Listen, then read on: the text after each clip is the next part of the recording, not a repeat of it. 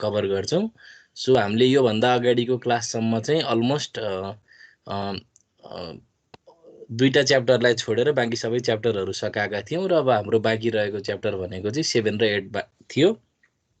7 लाई आज कभर गर्छौं र च्याप्टर 8 हामी चाहिँ नेक्स्ट दुईटा क्लासेसहरूमा चाहिँ हामी कभर गर्न चाहिँ ट्राई गर्छौं। इन केस भ्याइएन भने चाहिँ हामी 3टा क्लासभित्र चाहिँ हामी यो कोर्सलाई चाहिँ कन्क्लुड गर्न चाहिँ ट्राई गर्छौं।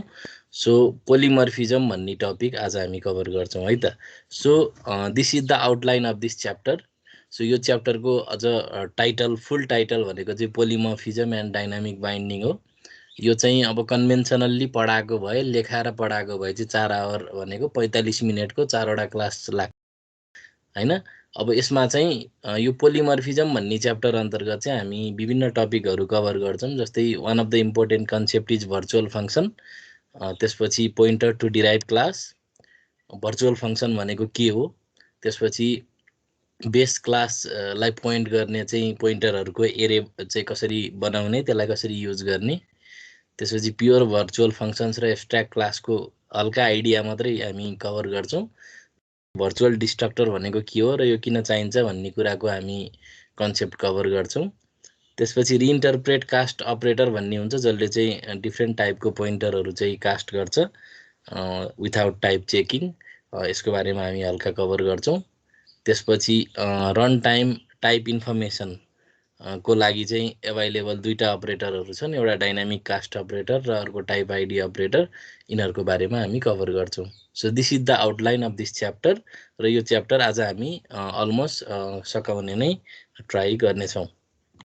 सो सबभन्दा पहिला बिफोर वी मुभ फर्दर म हजुरहरूलाई पहिला पढाइसकेको कुरालाई चाहिँ review as a review material यहाँ प्रेजेन्ट गर्न गइरहेको छु। सो कुनै पनि अब्जेक्ट छ भने त्यसको अब्जेक्टको पोइन्टरले चाहिँ त्यो पोइन्टेड भएको अब्जेक्टको इलिमेन्ट कसरी एक्सेस गर्दो रहेछ भन्ने कुराको चाहिँ म हजुरहरूलाई कन्सेप्ट चाहिँ रिभ्यू गराउन गइरहेको छु। So let's first view this review material. हजुरहरूलाई थाहा छ the syntax for declaring the object pointer is class name followed by star अनि पोइन्टर नेम हैन। जस्तै इन्टिजर पोइन्टर तपाईँले डिक्लेयर गर्नुभएको भए के हुन्थ्यो, डाटा टाइप अथवा इन्टिजर अनि स्टार भनेको रिफरेन्स अपरेटर हुन्थ्यो अनि पोइन्टरको नाम हुन्थ्यो। अथवा हजुरले आवश्यकता पर्यो भने लिस्ट अफ पोइन्टर पनि बनाउन सक्नुहुन्थ्यो, ठुलो कुरो भएन। तर पोइन्टर अब्जेक्ट अथवा अब्जेक्ट पोइन्टर डिक्लेयर गर्नको लागि चाहिँ तपाईँलाई के चाहिँदो रहेछ त, अगाडि क्लासको नाम चाहिँदो रहेछ which is nothing but a data type. त्यसपछि अगाडि रिफरेन्स अपरेटर चाहियो अनि पोइन्टर भेरिएबलको नाम चाहियो। So when the object pointer points to another object, so कुनै पनि अब्जेक्ट पोइन्टरले कुनै अर्को अब्जेक्टलाई पोइन्ट गर्यो भने the member of the object can be accessed by the object pointer through the use of member access operator. यो arrow अपरेटरलाई हामी member access operator भन्छौँ। सो कुनै पनि पोइन्टरले पोइन्टेड भएको अब्जेक्टको मेम्बरहरूलाई एक्सेस गर्नको लागि यो मेम्बर एक्सेस अपरेटर युज गर्न सक्छ। So this example can illustrate this concept in a very simplified manner है। सो सपोज अब हामीसँग चाहिँ एउटा अब्जेक्ट छ अरे, हामीले चाहिँ स्टुडेन्ट भन्ने क्लास अलरेडी छ भन्ने एजम भन्ने क्लास हामीले के गर्यौं त, सो अर्को हामीले के गर्यौं पीटीआर भन्ने पोइन्टर अब्जेक्ट डिक्लेयर गर्यौं। So it is an object a pointer type हैन।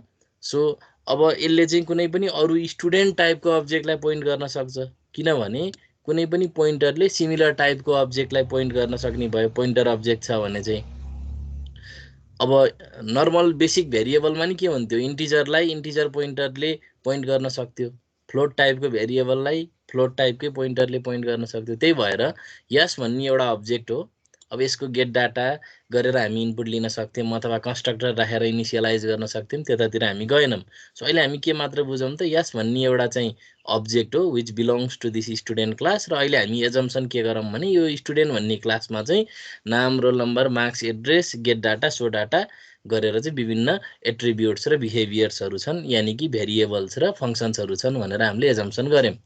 So this pointer points to this object, त्यो हुनको लागि फेरि यो स्टेटमेन्ट लेखेको हुनुपर्छ। We must assign the memory address of the object यस to the pointer object ptr in order to set ptr is a pointer to yes. So ptr लाई yes को पोइन्टर बनाउनको लागि चाहिँ yes को मेमोरी एड्रेस चाहिँ हामीले ptr मा असाइन गरेकै हुनुपर्छ.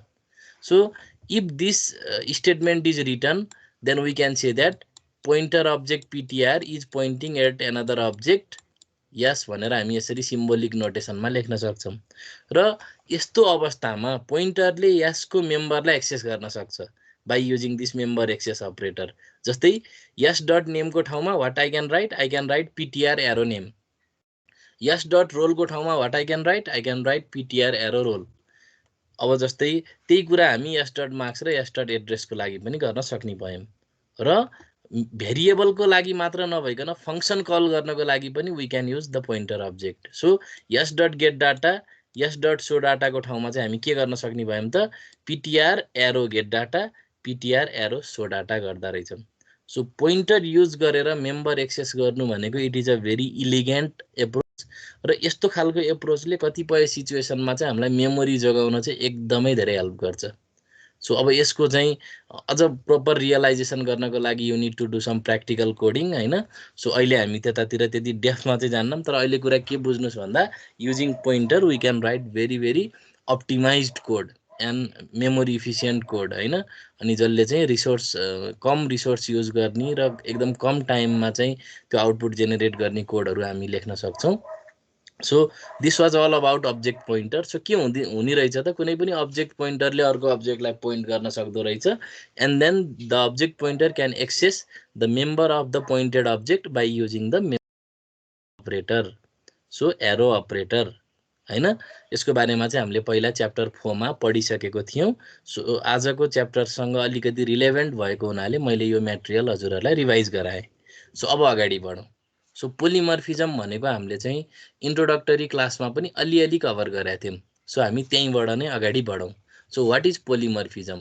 पोलिमर्फिजम is another important OOP concept. अब यो अनदर किन भन्न खोजेको भने यो भन्दा अगाडि हामीले इनहेरिटेन्स टेम्प्लेट आदि इत्यादि पढेका थियौं.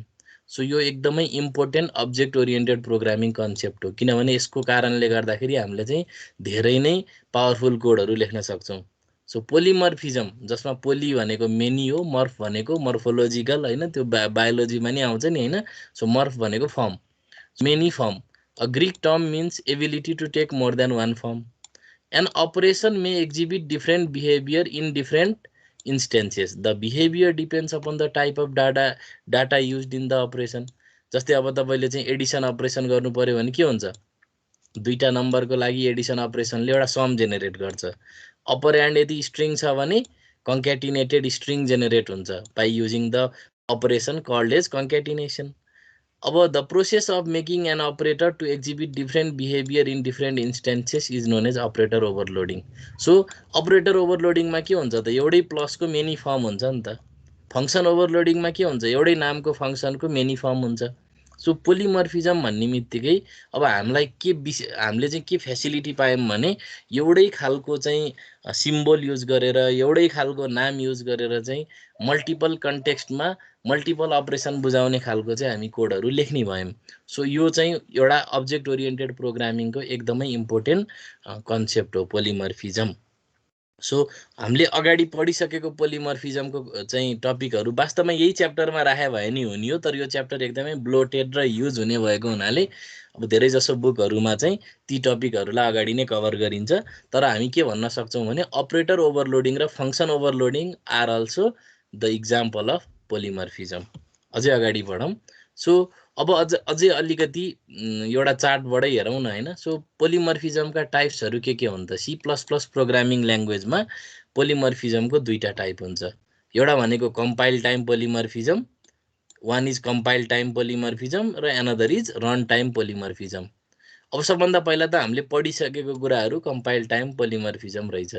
सो अपरेटर ओभरलोडिङ र फंक्सन ओभरलोडिङ भनेको the examples of compile time polymorphism. किनभने कम्पाइलरले चाहिँ थाहा पाउनु पर्ने कुराहरु रिजल्भ गर्नुपर्ने सबै कुराहरु कोडलाई अथवा सोर्स कोडलाई कम्पाइल गर्ने टाइममा नै पत्ता लगाउँछ. अब रन टाइममा अथवा एक्जिक्युसन हुने स्टेट बिहेभियर देखायो भने त्यस्तो खालको चाहिँ पोलिमर्फिजमलाई चाहिँ हामी रन टाइम पोलिमर्फिजम भन्छौँ र भर्चुअल फङ्सन युज गरेर we can achieve run time polymorphism in C++। र आजको हाम्रो यो च्याप्टरको हाइलाइट भनेकै भर्चुअल फङ्सन हो। So the highlight of this chapter is virtual function र यही भर्चुअल फङ्सनको बारेमा आज हामी डिटेल स्टडी गर्छौँ in the context of some इनहेरिटेन्सको कन्टेक्स्टमा पोलिमर्फिजमको कुरा हामी गर्छौँ हैन। अझ स्पेसल्ली हाम्रो पोइन्टरसँग रिलेटेड बढी कुरा हुन्छ अब्जेक्ट पोइन्टरको है। सो अब अगाडि बढौँ। सो भर्चुअल फङ्सन किन चाहियो? अब यो अहिले मैले यहाँ भनेका कतिपय कुराहरू तपाईँलाई झ्याप्प रियलाइज नहुन सक्छ, but even then let's discuss this point wise है। So virtual functions in particular are essential for polymorphism, one of the corner stones of object oriented programming. So virtual function एकदमै इम्पोर्टेन्ट छ भने अब किन छ, we should realise it in time to come. त्यसपछि second पोइन्टमा के लेखेछ, virtual means existing in appearance but not in reality. So कुनै पनि चिज भर्चुअल भनेको के हो त, त्यो देखिन्छ एपिरियन्समा तर रियालिटीमा द्याट डज नट एक्जिस्ट। अब अर्को पोइन्टमा जाउँ। When virtual functions are used, a program that appears to be a calling a function of one class may in reality be calling a function of a different class। अब यो चाहिँ हामी एकछिनमा हामी यसको इक्जाम्पल हेरेर चाहिँ हामी रियलाइज गर्नेछौँ। वास्तवमा के हुन्छ, हेर्दाखेरि भर्चुअल फङ्सनलाई कल गरे जस्तो हुन्छ तर रियालिटीमा चाहिँ अर्कै फङ्सन कल भइरहेको हुन्छ भनेर यहाँ भन्यो। सो यो स्टेटमेन्ट रियलाइज गर्नलाई हामी इक्जाम्पल बुझ्नुपर्छ, जुन हामी डिस्कस गरिहाल्छौँ। अब भर्चुअल फङ्सन किन चाहिन्छ भन्दाखेरि, suppose you have a number of object of different classes but you want to put them all in an array and perform a particular operation on them using the same function call. अब कस्तो हुन्छ भन्दाखेरि कहिलेकाहीँ हाम्रो चाहिँ programming गर्दै जाँदाखेरि हामीसँग के हुन्छ भने एउटा पोइन्टरको हामी एरे बनाउँछौँ र त्यो पोइन्टर चाहिँ हामीसँग फरक फरक टाइपको पोइन्टर हुन्छ तर फङ्सन एउटै हुन्छ र एउटै फङ्सन युज गरेर डिफ्रेन्ट अपरेसन एचिभ गर्नको लागि चाहिँ हामी के गर्छौँ भने एरे अफ पोइन्टरले चाहिँ पोलिमर्फिजम फिचर युज गरेर चाहिँ कुनै पनि फङ्सनलाई कल गर्छौँ र त्यस्तो बेलामा चाहिँ हामीलाई भर्चुअल फङ्सन चाहिन्छ। अब यी सबै कन्सेप्टलाई हामी एकै ठाउँमा राख्छौँ। अब इक्जाम्पलतिर जाउँ अनि क्लियर हुन्छ। सो सबभन्दा पहिला भर्चुअल फङ्सन किन चाहियो भन्ने कुरा बुझ्नको लागि we need to understand the concept of pointer to derive class object. So एउटै टाइपको अब्जेक्ट र त्यसको पोइन्टरको बारेमा त हामीलाई कुनै कन्फ्युजन छैन। जस्तै स्टुडेन्ट क्लासको चाहिँ अब्जेक्ट छ भने त्यही स्टुडेन्ट क्लासको पोइन्टरले कसरी काम गर्छ भन्ने कुरामा we don't have any confusion. तर अब we are discussing topic pointer to derive class object. So base क्लासको पोइन्टर भन्न खोजेको यहाँ, बेस क्लासको पोइन्टरले डिराइभ क्लासको अब्जेक्टलाई पोइन्ट गर्दाखेरि के हुँदो रहेछ, त्यस्तो खालको चाहिँ हामीलाई पोइन्ट गराउनु पर्ने आवश्यकता किन, त्यो गरेर के फाइदा हुन्छ र प्रब्लम के आउँछ र त्यो प्रब्लमलाई भर्चुअल फङ्सनले कसरी सल्भ गर्छ भन्ने सबै कुराहरू we will discuss with an example. र त्योभन्दा अगाडि यहाँ भएको एउटा स्टेटमेन्ट हामी बुझ्न चाहिँ जरुरी छ। One of the rule in C++ is that pointers to the object of a derived class are type compatible with pointers to object of the base class। So base class को pointer र derived class को pointer चाहिँ they are type compatible with each other, so they can be assigned भन्न खोजेको। Consider the following example program। So यसपछि एउटा example programme छ। So यो प्रोग्रामलाई चाहिँ म हजुरहरूलाई कोड ब्लक्समै देखाउन चाहेँ किनभने कोड ब्लक्समा बेटर भिजिबिलिटी हुन्छ। So this is the program है त। सो यो प्रोग्रामको म तपाईँहरूलाई सर लेआउट भन्छु। सबभन्दा पहिला त हामीले हेडर फाइल इन्क्लुड गर्छौँ, त्यसपछि नेम स्पेस एसटीडी युज गर्छौँ। सो यो प्रोग्राममा हामी गर्न के खोजिरहेछौँ भन्दाखेरि बेस क्लासको पोइन्टरले चाहिँ डिराइभ क्लासको चाहिँ अब्जेक्टहरूलाई पोइन्ट गराउने चाहिँ हामी कामहरू गर्छौँ र यसमा के समस्या हुँदो रहेछ त्यो हेर्छौँ। सो सबभन्दा पहिला त हामी एउटा बेस क्लास बनाउँछौँ जसको नामै बेस राखिदिन्छौँ। सो सबभन्दा पहिला चाहिँ यो लाइन नम्बर 5 मा as you can see we have start the definition of a class called base. So this is our base class. यो बेस क्लास भित्र चाहिँ एउटा फङ्सन हामी राखेका छौँ, the function is called show. यो सो भन्ने फङ्सन भित्र हामीले एउटा स्टेटमेन्ट लेखेछौँ जसले चाहिँ के गर्छ त इनसाइड बेस क्लास भनेर चाहिँ एउटा मेसेज डिस्प्ले गर्छ, अथवा बेस क्लास भित्रको सो भन्ने फङ्सन भित्र छौँ भन्ने मेसेज दिन खोजेको, त्यो सेन्समा चाहिँ यो मेसेज दिन खोजेको। सो वास्तवमा this base class is a class with a name called base र it has a single function within the access specifier public र this is the termination of the class definition. So मैले अहिले highlight गरेको class भनेको चाहिँ एउटा class रहेछ जसको नामै के राखिदियौँ हामीले बेस राखिदियौँ। त्यसपछि हामी दुईटा डिराइभ क्लास बनाउँछौँ। सो दुईटा डिराइभ क्लास बनाइसकेपछि के हुने भयो त it is kind of hierarchical inheritance. अब एउटालाई भन्छौँ DERB1। यो मैले चाहिँ रोबर्ट ल्याफरबाट लिएको इक्जाम्पल भएको हुनाले मैले त्यहाँ भएकै कन्भेन्सनहरूलाई फलो गरेको छु ताकि त्यहाँ भएको इमेजहरू मैले युज गर्न सक्छु भनेर फिगरहरू त्यहाँको मैले रिफर गरिरहेको छु। सो अब एउटा छ डिराइभ क्लास 1 जसलाई चाहिँ हामी के भन्छौँ त DERB1 भन्छौँ। सो त्यो बेस क्लासबाट चाहिँ मैले इनहेरिटेन्स गरेर पब्लिकली इनहेरिट गरेर एउटा चाहिँ डिराइभ क्लास बनाउने भएँ।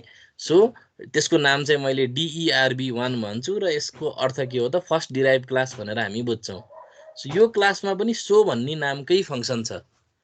सो अब हामीले के गर्यौँ भने त्यही नामको फङ्सन यहाँ पनि राख्यौँ, सो भन्ने नामकै फङ्सन राख्यौँ र यसमा चाहिँ हामीले मेसेज के राखिदियौँ त इनसाइड DERB1 क्लास भन्न खोजेको इनसाइड फर्स्ट डिराइभ क्लास भन्ने खालको मेसेज हामीले चाहिँ यहाँ डिस्प्ले गरायौँ। सो यो एउटा फर्स्ट डिराइभ क्लास भयो। अहिले मैले हाइलाइट गरेको जुन कोड जति छ त्यतिले कुन क्लासको डेफिनिसन दिन्छ भन्दा DERB1 यानि कि फर्स्ट डिराइभ क्लासको डेफिनिसन दिन्छ, जसमा चाहिँ यो DERB1 भन्ने क्लासले चाहिँ बेस भन्ने क्लासलाई चाहिँ इनहेरिट गर्यो। लाइकवाइज हामी त्यही तरिकाले हामी सेकेन्ड डिराइभ क्लास बनाउन सक्छौँ जसको नाम चाहिँ DERB2 भनेर राख्न सक्छौँ र अब हाम्रो के हुने भयो त त्यसले DERB2 ले पनि बेस भन्ने क्लासलाई चाहिँ पब्लिकली इनहेरिट गर्ने भयो र यो क्लासभित्र पनि एउटा सो भन्ने नामको फङ्सन छ र यो चाहिँ DERB2 क्लासभित्र छौँ भनेर हामीले यहाँभित्र मेसेज दिएका छौँ। सो दिस इज द अब this is all about the definition of second derive class. So अब यहाँ हामीले सरसर्ती ओभरभ्यू हेर्दा के हुने भयो त हामीसँग तीनटा क्लास हुने भयो, एउटा बेस क्लास भयो अनि दुईटा डिराइभ क्लासहरू हुने भए which are derive from the same base class र यो तीनटै क्लासमा एउटै नामको फङ्सन छ। All of these classes have same function name, होइन, फङ्सन विथ सेम नेम, होइन, अनि सेम सिग्नेचर एज वेल, किनभने यिनीहरूको प्रोटोटाइप पनि सेम छ। किनभने in all of these cases the show function does not return any value neither it takes any arguments. त्यही भएर एउटै सिग्नेचरको एउटै स्टाइलको तर भित्र थोरै फरक भएको चाहिँ फङ्सन्सहरू चाहिँ हाम्रो यो तीनटै क्लासमा छ। अब जति पनि कन्सेप्चुअल कोडहरू छ त्यो चाहिँ मेन फङ्सनभित्र छ। हेर्नु, अब मेन फङ्सनभित्र हामी के गर्छौँ भने एउटा बेस क्लासको पोइन्टर बनाउँछौँ, बेस क्लास पोइन्टर बनाउँछौँ। So we declare a base class pointer. So this PTR is a pointer which can point to any object of the base class भनेर भन्न सक्ने भएँ मैले यसलाई। त्यसपछि हामीले चाहिँ डिराइभ क्लास DERB1 यानि कि फर्स्ट डिराइभ क्लासको DB नाम गरेको DB1 नाम गरेको एउटा अब्जेक्ट डिक्लेयर गऱ्यौँ। लाइकवाइज सेकेन्ड डिराइभ क्लास यानि कि DERB2 को चाहिँ DB2 नाम गरेको अर्को अब्जेक्ट डिक्लेयर गऱ्यौँ। सो फर्स्ट डिराइभ क्लास र सेकेन्ड डिराइभ क्लासका लागि हामीले चाहिँ अब्जेक्टहरू डिक्लेयर गऱ्यौँ। अब के गर्छौँ भन्दाखेरि we assign the memory address of the object DB1 to PTR। So DB1 भनेको चाहिँ फर्स्ट डिराइभ क्लासको अब्जेक्ट हो, त्यसको मेमोरी एड्रेस मैले PTR मा असाइन गर्ने। अब यहाँ अलिकति ख्याल गर्नुपर्ने कुरा भयो। सो सबभन्दा इम्पोर्टेन्ट कुरा त DB1 भनेको डिराइभ क्लास अब्जेक्ट भयो, PTR भनेको चाहिँ बेस क्लास पोइन्टर भयो। अब DB1 को एड्रेस भनेको पोइन्टरै हो, DB1 को एड्रेस यानि कि मेमोरी एड्रेस भनेको चाहिँ इट इज द एक हिसाबले भन्ने भने डिराइभ क्लास पोइन्टर हो। यो डिराइभ क्लास पोइन्टर र बेस क्लास पोइन्टर एकअर्कासँग टाइप कम्प्याटिबल भएको हुनाले since they are type compatible this assignment is perfectly valid. यो रङ हुँदैन, कम्पाइलरले यसमा कुनै इरर देख्दैन। त्यसपछि PTR भन्ने पोइन्टरले which is a base class pointer, यसले चाहिँ के गर्छ त मेम्बर एक्सेस अपरेटर युज गरेर सो भन्ने फङ्सनलाई कल गर्छ। अब सो भन्ने फङ्सन, अब यसले कुन क्लासको चाहिँ सो भन्ने फङ्सनलाई कल गर्छ त यहाँ कन्फ्युजन हुने भयो। सो अब यहाँ चाहिँ अहिले हामी यसको आउटपुट हेर्नभन्दा अगाडिसम्म चाहिँ we will be confuse by looking the code, यदि हामीलाई यसको बिहेभियर थाहा छैन भने। सो अब यो चाहिँ बेस भन्ने क्लासको चाहिँ सो भन्ने फङ्सनलाई कल गर्छ कि अब तपाईको फर्स्ट डिराइभ क्लासको चाहिँ सो भन्ने फंक्सनलाई कल गर्छ। अब त्यो चाहिँ अहिले ठ्याक्क भन्न सकिएन झ्याप्प हेर्दा। त्यसपछि अब हामी के गर्छौं त फेरि db2 भन्ने अब्जेक्टको यानी कि सेकेन्ड डिराइभ क्लासको अब्जेक्टको चाहिँ मेमोरी एड्रेस हामी ptr मा असाइन गरिदिन्छौं। सो अब के हुने भयो त बेस क्लास पोइन्टरले अब के हुने भयो त सेकेन्ड डिराइभ क्लासको अब्जेक्टलाई पोइन्ट गर्ने भयो र फेरि के गर्ने भयो त सो भन्ने फंक्सनलाई कल गर्ने भयो। सो यो दुईटै केसमा अब कुन सो फंक्सन कल हुन्छ लेट्स सी। यो प्रोग्रामलाई हामी रन गरेर हेरौं र कुन फंक्सनको चाहिँ कुन क्लासको चाहिँ सो भन्ने फंक्सन कल हुन्छ लेट्स सी। सो एकचोटी फेरि तपाईहरुलाई म सो फंक्सन देखाउँछु सबै क्लासहरु भित्र। सो बेस क्लास भित्रको सो फंक्सनले के डिस्प्ले गर्छ त इनसाइड बेस क्लास भनेर डिस्प्ले गर्छ। त्यसपछि फर्स्ट डिराइभ क्लास भित्रको सो भन्ने फंक्सनले इनसाइड derb1 क्लास भनेर चाहिँ डिस्प्ले गर्छ। यसको अर्थ के हो इनसाइड फर्स्ट डिराइभ क्लास भन्न खोजे हो। त्यसपछि सेकेन्ड डिराइभ क्लासको सो भन्ने फंक्सन भित्र चाहिँ इनसाइड derb2 क्लास भनेर भन्छौं र त्यसको चाहिँ अर्थ के रहेछ त इनसाइड सेकेन्ड डिराइभ क्लास भन्न खोजेको हो। अब यदि मैले यो प्रोग्रामलाई रन गरे भने अब आउटपुट के आयो त इनसाइड बेस क्लास भनेर दुईचोटी डिस्प्ले भयो। अब यसको अर्थ के हुने भयो त यो जुन फंक्सन कल छ will call to show in base class भित्रको सो भन्ने फंक्सन कल हुने भयो दुईचोटी नै will call to show in the base class भनेपछि त अब खास वास्तवमा डिराइभ क्लासको अब्जेक्टलाई पोइन्ट गरिसकेपछि त त्यो डिराइभ क्लासको फंक्सन कल हुन पर्ने हो खास रियलमा। तर भइदियो के भन्दाखेरि चाहिँ यहाँ त के भइराछ बेस क्लासमै कल भइराछ। So base class version of the show will be called. अब यो त सधैं डिजाइरेबल नहुन सक्छ। कतिपय सिचुएसनमा this property will be desirable र कतिपय सिचुएसनमा यस्तो डिजाइरेबल हुँदैन। सो यही अब भर्चुअल चाहिँ फंक्सनको आवश्यकता हुन्छ। अब तपाईहरुलाई लाग्न सक्छ यस्तो जबरजस्ती किन गर्न पर्यो बेस क्लास पोइन्टरले चाहिँ डिराइभ क्लास अब्जेक्टलाई नै पोइन्ट किन गर्नु पर्यो भन्ने तपाईहरुलाई लाग्न सक्छ। वास्तवमा के हुन्छ भन्दाखेरि चाहिँ हामी जब इनहेरिटेन्स बनाउँछौं नि इनहेरिटेन्स गर्दाखेरि ल फर एक्जाम्पल एउटा शेप भन्ने कुनै क्लास इमेजिन गर्नुस् हजुरहरुले। अब तपाईले त्यो शेपमा त ट्रायंगल अब्जेक्ट बनाउन सक्नुहुन्छ। त्यसपछि तपाईले चाहिँ ट्रायंगल भन्ने क्लास आफैमा शेप भन्ने क्लासबाट इनहेरिट गरेको हुन सक्छ। अर्को सर्कल हुन सक्छ, अर्को इलिप्स हुन सक्छ हैन। इलिप्स भन्ने क्लास भित्र सो भन्ने ड्र भन्ने नामको फंक्सनले इलिप्स ड्र गर्न सक्छ। सर्कल भन्ने क्लास भित्रको ड्र भन्ने फंक्सनले इलिप्स ड्र गर्न सक्छ। सो एउटै नामको फंक्सन एक्जिस्ट गर्न सक्छ नि त। अनि कस्तो हुन्छ भन्दाखेरि बेस क्लास पोइन्टर बनाइसकेपछि डिराइभ क्लासको सबै अब्जेक्टलाई पोइन्ट गर्न पायो र अब त्यसरी हामीले चाहिँ राम्रोसँग इनहेरिटेन्सको कन्सेप्ट र पोलिमर्फिजमको कन्सेप्ट युज गर्यौं भने हामी सर्कल पनि ड्र गर्न सक्छौं, ट्रायंगल पनि ड्र गर्न सक्छौं एन्ड सो अन। सो यो एकदमै इम्पोर्टेन्ट कन्सेप्ट हो। बेस क्लासको चाहिँ पोइन्टरले डिराइभ क्लासको अब्जेक्टलाई पोइन्ट गराउने कन्सेप्ट भनेको it is a very powerful concept किनभने इनहेरिटेन्सको पावरफुल कोडहरु लेख्न हामी सक्छौं। बट अगेन यहाँ त समस्या देखियो। यहाँ के समस्या देखियो भने चाहिँ जब यसरी हामीले चाहिँ बेस क्लास पोइन्टरले डिराइभ क्लास अब्जेक्टलाई पोइन्ट गर्छ त्यस्तो अवस्थामा पनि यदि हामीले चाहिँ फंक्सन कल गर्दाखेरि यदि नाम एउटै छ भने त्यस्तो बेलामा चाहिँ पोइन्टरको टाइपलाई बढी प्राथमिकता दिने रहेछ कम्पाइलरले। यो ptr भनेको चाहिँ बेस क्लासको पोइन्टर भएको हुनाले बेस क्लासकै सो भन्ने फंक्सनलाई कल गरिदिने भयो। यो ptr भन्ने पोइन्टरको कन्टेन्टलाई प्राथमिकता दिएन कम्पाइलरले।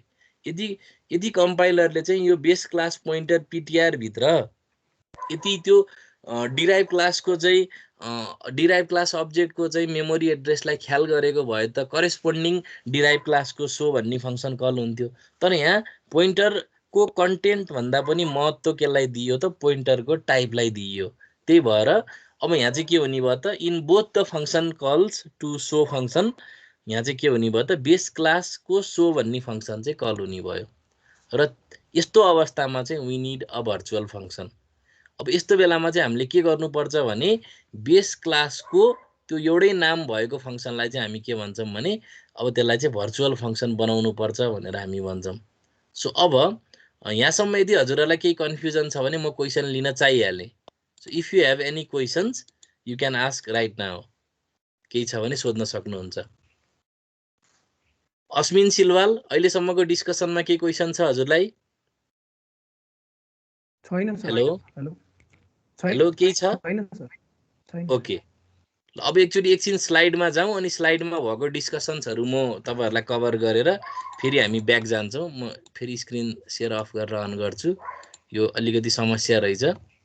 ल, अब अहिले भर्खर हामीले चाहिँ pointer to derive class object भन्ने टपिक कभर गरिरहेछौँ, त्यसको डिस्कसनहरू हेरौँ है त। सो यो तपाईँहरूलाई यो रोबोट ल्याफरको किताबसँग रिलेटेड कन्टेन्टहरू छ। सो तपाईँहरूले चाहिँ यो आफै पनि पढ्न सक्नुहुन्छ। सो मैले अहिले भनेकै कुराहरू यहाँ सबै लेखिदिएको छ।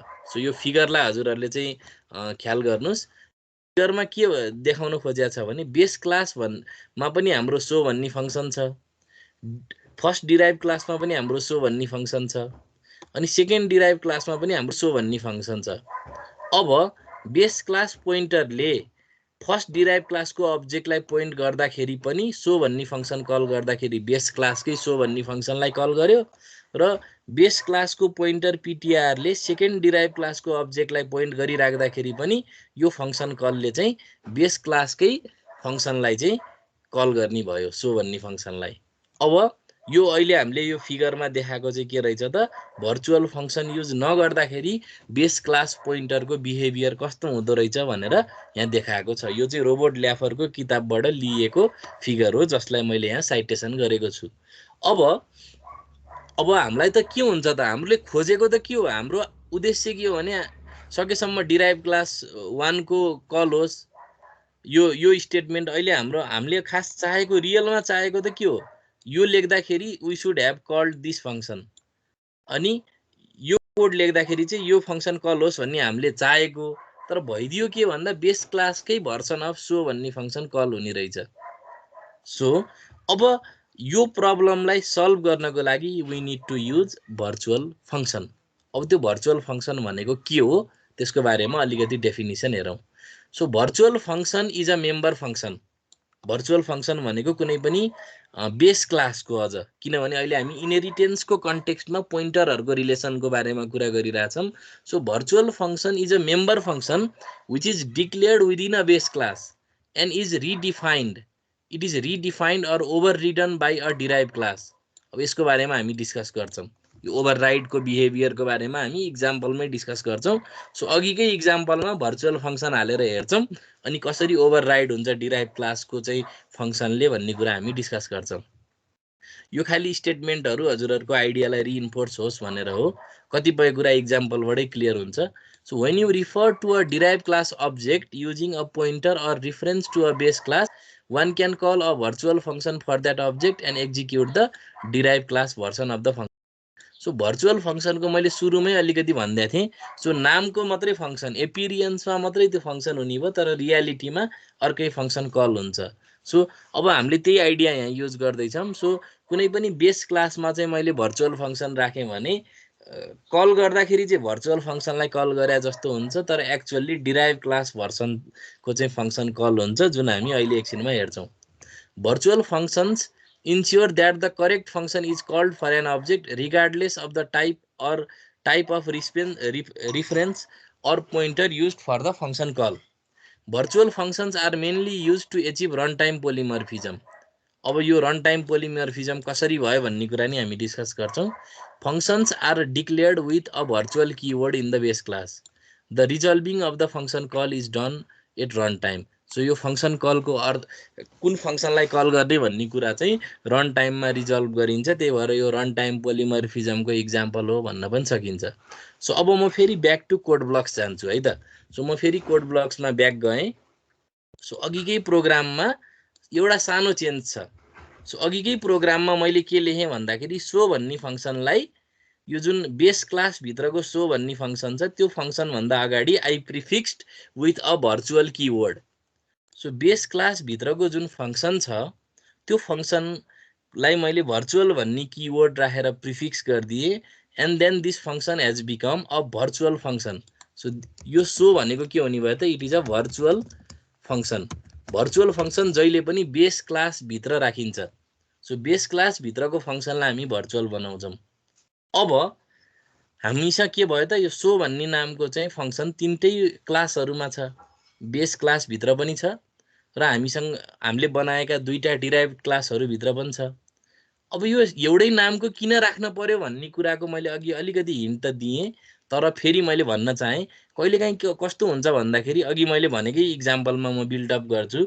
जस्तै शेप भन्ने एउटा क्लास छ भने ट्रायंगललाई पनि ड्र गर्ने हो, सर्कललाई पनि ड्र गर्ने हो, इलिप्सलाई पनि ड्र गर्ने हो। त्यही भएर हामीलाई त ड्र भन्ने नामकै फंक्सन चाहिन्छ नि त, यदि कुनै सेन्सिबल कोड लेख्ने हो भने। त्यही भएर त्यस्तो अवस्थामा चाहिँ हामीलाई चाहिँ के गर्नुपर्ने हुन्छ त, हरेक चाहिँ क्लास भित्र चाहिँ एउटा इनहेरिटेन्स हायरार्कीमा भएका क्लासेसहरुमा पनि एउटै नामको फंक्सन राख्नुपर्ने बाध्यता हुन्छ। र त्यस्तो बेलामा चाहिँ यो भर्चुअल फंक्सनले एकदमै राम्रो पर्पज सर्भ गर्ने रहेछ। अब अघिकै इक्जाम्पलमा हामी फोकस गरौँ। सो अब मैले यो फंक्सनलाई भर्चुअल बनाइदिने बित्तिकै बेस क्लास भित्रको यो भर्चुअल फंक्सन हुने भयो। अब भर्चुअल फंक्सन भइसकेपछि अब अघिकै कोडले के इफेक्ट निकाल्छ लेट्स सी। सो यो अघिकै सेम कोड हो, यो चाहिँ बेस क्लास पोइन्टर हो। This is a base class pointer जसलाई चाहिँ हामी ptr भन्ने नाम दियौं। So this is a declaration of the base class pointer. अनि त्यसपछि हामीले चाहिँ db1 र db2 भन्ने नामका अब्जेक्टहरु डिक्लेयर गर्यौं, which they belong to first and second derived classes respectively with the name derb1 and derb2। अब सुरुको केसमा हामी के गर्ने भयौं त, db1 भन्ने अब्जेक्टको चाहिँ एड्रेसलाई ptr भन्ने पोइन्टरमा चाहिँ असाइन गर्दियौं। अब ptr एरो शोले अब कुन फंक्सनलाई कल गर्छ त, अब यसले के गर्छ भने will call to show in derb1 class. अब यो कसरी हुन्छ हेरौं। त्यसपछि अब अर्को केसमा चाहिँ हामी के गर्छौं भने सेकेन्ड डिराइभ क्लासको अब्जेक्टको चाहिँ एड्रेसलाई ptr मा असाइन गर्छौं र त्यो पोइन्टरले चाहिँ शो भन्ने फंक्सनलाई कल गर्छ। अब यहाँ चाहिँ के हुने भयो त, it will call to the show function in second derive class. अब यो कसरी हुन्छ भन्दाखेरि अब अघिको र अहिलेकोमा सिनारियो के फरक भयो भन्दाखेरि हामीले चाहिँ बेस क्लासको यो फंक्सनलाई हामीले भर्चुअल फंक्सन बनाइदियौं। अब भर्चुअल फंक्सन बनाइदिने बित्तिकै अब के हुने भयो भन्दा यो फंक्सन ओभरराइड हुने भयो। यदि बेस क्लासमा पनि त्यही नामको फंक्सन छ भने, सरी डिराइभ क्लासमा पनि त्यही नामको फंक्सन छ भने र यदि बेस क्लासमा भर्चुअल फंक्सन छ भने चाहिँ त्यो देखाउनको लागि मात्रै हुने भयो। एक्चुअली के हुने भयो त, हेर्दाखेरि चाहिँ बेस क्लासको शो भन्ने फंक्सनलाई कल गरे जस्तो देखिने भयो, तर किनभने यो पोइन्टर त बेस क्लासको पोइन्टर हो नि त। बेस क्लासको पोइन्टर भएको हुनाले झ्याप्प कोड हेर्दाखेरि चाहिँ बेस क्लासको शो भन्ने फंक्सनलाई कल गरे जस्तो देखिने भयो। तर इन रियालिटी के हुने भयो त, इन रियालिटी चाहिँ भर्चुअल फंक्सन भएको हुनाले डिराइभ क्लासको चाहिँ फंक्सनले चाहिँ त्यसलाई ओभरराइड गरेर फर्स्ट डिराइभ क्लासको चाहिँ शो भन्ने फंक्सन कल हुने भयो। यस्तो किन भयो भन्दा कम्पाइलरले अहिलेको केसमा चाहिँ यो ptr भन्ने पोइन्टरको कन्टेन्टलाई बढी प्राथमिकता दियो, किनभने बेस क्लास पोइन्टर भित्र अहिले के छ त, फर्स्ट डिराइभ क्लासको अब्जेक्टको चाहिँ मेमोरी एड्रेस छ नि त, db1 को एड्रेस छ नि त। सो db1 को एड्रेस भएको हुनाले र भर्चुअल फंक्सन भएको हुनाले चाहिँ अब यसले चाहिँ फर्स्ट डिराइभ क्लासको चाहिँ शो भन्ने फंक्सनलाई कल गर्ने भयो। लाइकवाइज सेकेन्ड डिराइभ क्लासको चाहिँ शो भन्ने फंक्सनलाई चाहिँ कल गर्ने भयो। सो मैले अघिको प्रोग्राममा एसेन्शियली थपेको के मात्र रहेछु त, बेस क्लासको शो भन्ने फंक्सनमा चाहिँ मैले अगाडि भर्चुअल भन्ने किवर्ड मात्रै थपेको रहेछु। अब मैले यसलाई रन गर्छु। रन गर्दाखेरि के हुने भयो त, सुरुको चाहिँ कलले चाहिँ derive inside first derive class भनेर दिने भयो, इनसाइड derb1 क्लास भनेर, र अर्को स्टेटमेन्टले चाहिँ के डिस्प्ले गर्ने भयो त, इनसाइड सेकेन्ड डिराइभ क्लास भनेर भन्यो, यानी कि इनसाइड derb2 क्लास भनेर हामीले चाहिँ यहाँ सिम्बोलिक फर्ममा लेख्यौं। सो अब यहाँ चाहिँ एउटा इम्पोर्टेन्ट कन्सेप्ट छ। यहाँ चाहिँ रन टाइम पोलिमर्फिजम युज भयो भनिन्छ। किन भन्दाखेरि जब कम्पाइलरले कम्पाइल गर्छ नि, कम्पाइलरले कम्पाइल गर्दाखेरि यो पोइन्टरको कन्टेन्ट के छ भनेर कहिले पनि चेक गर्दैन। जस्तै यो db1 db2 को एड्रेस जब ptr मा असाइन गर्छौं नि, त्यो ptr भित्रको कन्टेन्टलाई चाहिँ कम्पाइल टाइममा कम्पाइलरले कहिले पनि हेर्दैन। So this things will get resolve in the run time. र कुन फङ्सनलाई कल गर्ने भन्ने कुरा चाहिँ कम्पाइलरले रन टाइममा चाहिँ रिजल्भ गर्ने भएको हुनाले रन टाइममा पिटिआरको कन्टेन्टलाई हेरेर एप्रोप्रिएट फङ्सनलाई कल गर्ने भएको हुनाले यो कन्सेप्टलाई चाहिँ हामी रन टाइम पोलिमर्फिजम भन्छौँ। यसलाई अझ भन्दाखेरि डाइनामिक बाइन्डिङ पनि भन्छौँ, किनभने डाइनामिक भनेको रन टाइम कन्डिसनमा, अथवा ढिलो बाइन्डिङ गरेको नि भन्छौँ हामी, यसलाई लेट बाइन्डिङ पनि भन्छौँ। सो भर्चुअल फङ्सन भनेको एउटा पावरफुल कन्सेप्ट रहेछ। यदि हाम्रो इनहेरिटेन्स हाइरार्की छ र बेस क्लास पोइन्टरले चाहिँ डिराइभ क्लासका मेम्बरहरूलाई एक्सेस गर्नुपर्ने छ भने त्यस्तो बेलामा चाहिँ भर्चुअल फङ्सन नराखिकन हुँदैन हुने रहेछ। सो भर्चुअल फङ्सन राखेपछि बल्ल हामीले चाहिँ एप्रोप्रिएट डिराइभ क्लासका मेम्बरहरूलाई कल गर्न सक्छौँ। र यो पर्टिकुलर बेस क्लासको फङ्सनलाई किन भर्चुअल फङ्सन भनियो भने यो देखाउनको लागि बनाए जस्तो फङ्सन हुने भयो। अहिले हामी एब्स्ट्र्याक्ट क्लास र प्योर भर्चुअल फङ्सनको बारेमा नि हामी कुरा गर्छौँ। सो किनभने इनहेरिटेन्समा जहिले पनि के हुन्छ भने एउटा कन्सेप्ट इनहेरिटेन्स हाइरार्की हुन्छ। यसको बारेमा अझै हामी डिटेलमा फर्दर टपिकहरूमा चाहिँ हामी डिस्कस गर्दै जान्छौँ। अहिलेलाई के कुरा मात्र बुझ्नुहोस् भने यहाँ चाहिँ भर्चुअल फङ्सन नराखिकन उपाय नै छैन। So virtual function is very important in this context. So अब म फेरि स्लाइडमै ब्याक आएँ। सो अब यही प्रोग्रामको चाहिँ मैले यहाँ कोड राखिदिएको छु, हजुरहरूलाई स्लाइडमा पढ्न केही गाह्रो भएन, आउटपुट पनि राखिदिएको छु। सो अब यहाँ हेर्नुहोस्, the output of this program is inside DERB1 class inside DERB2 class.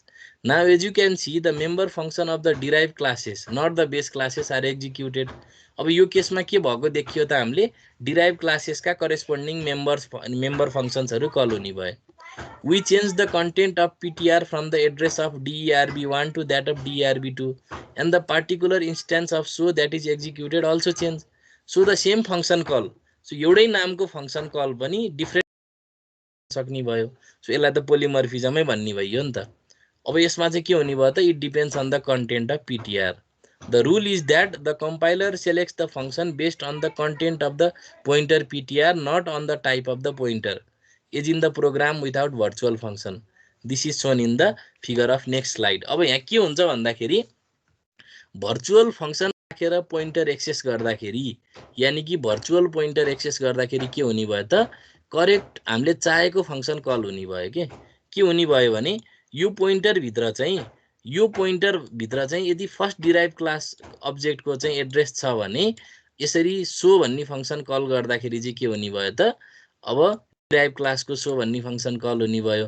यदि पिटिआर भित्र चाहिँ सेकेन्ड डिराइभ क्लासको अब्जेक्टको एड्रेस छ भने चाहिँ पिटिआर एरो सो गर्दाखेरि चाहिँ के हुने भयो त, सेकेन्ड डिराइभ क्लासको सो भन्ने फङ्सन कल हुने भयो।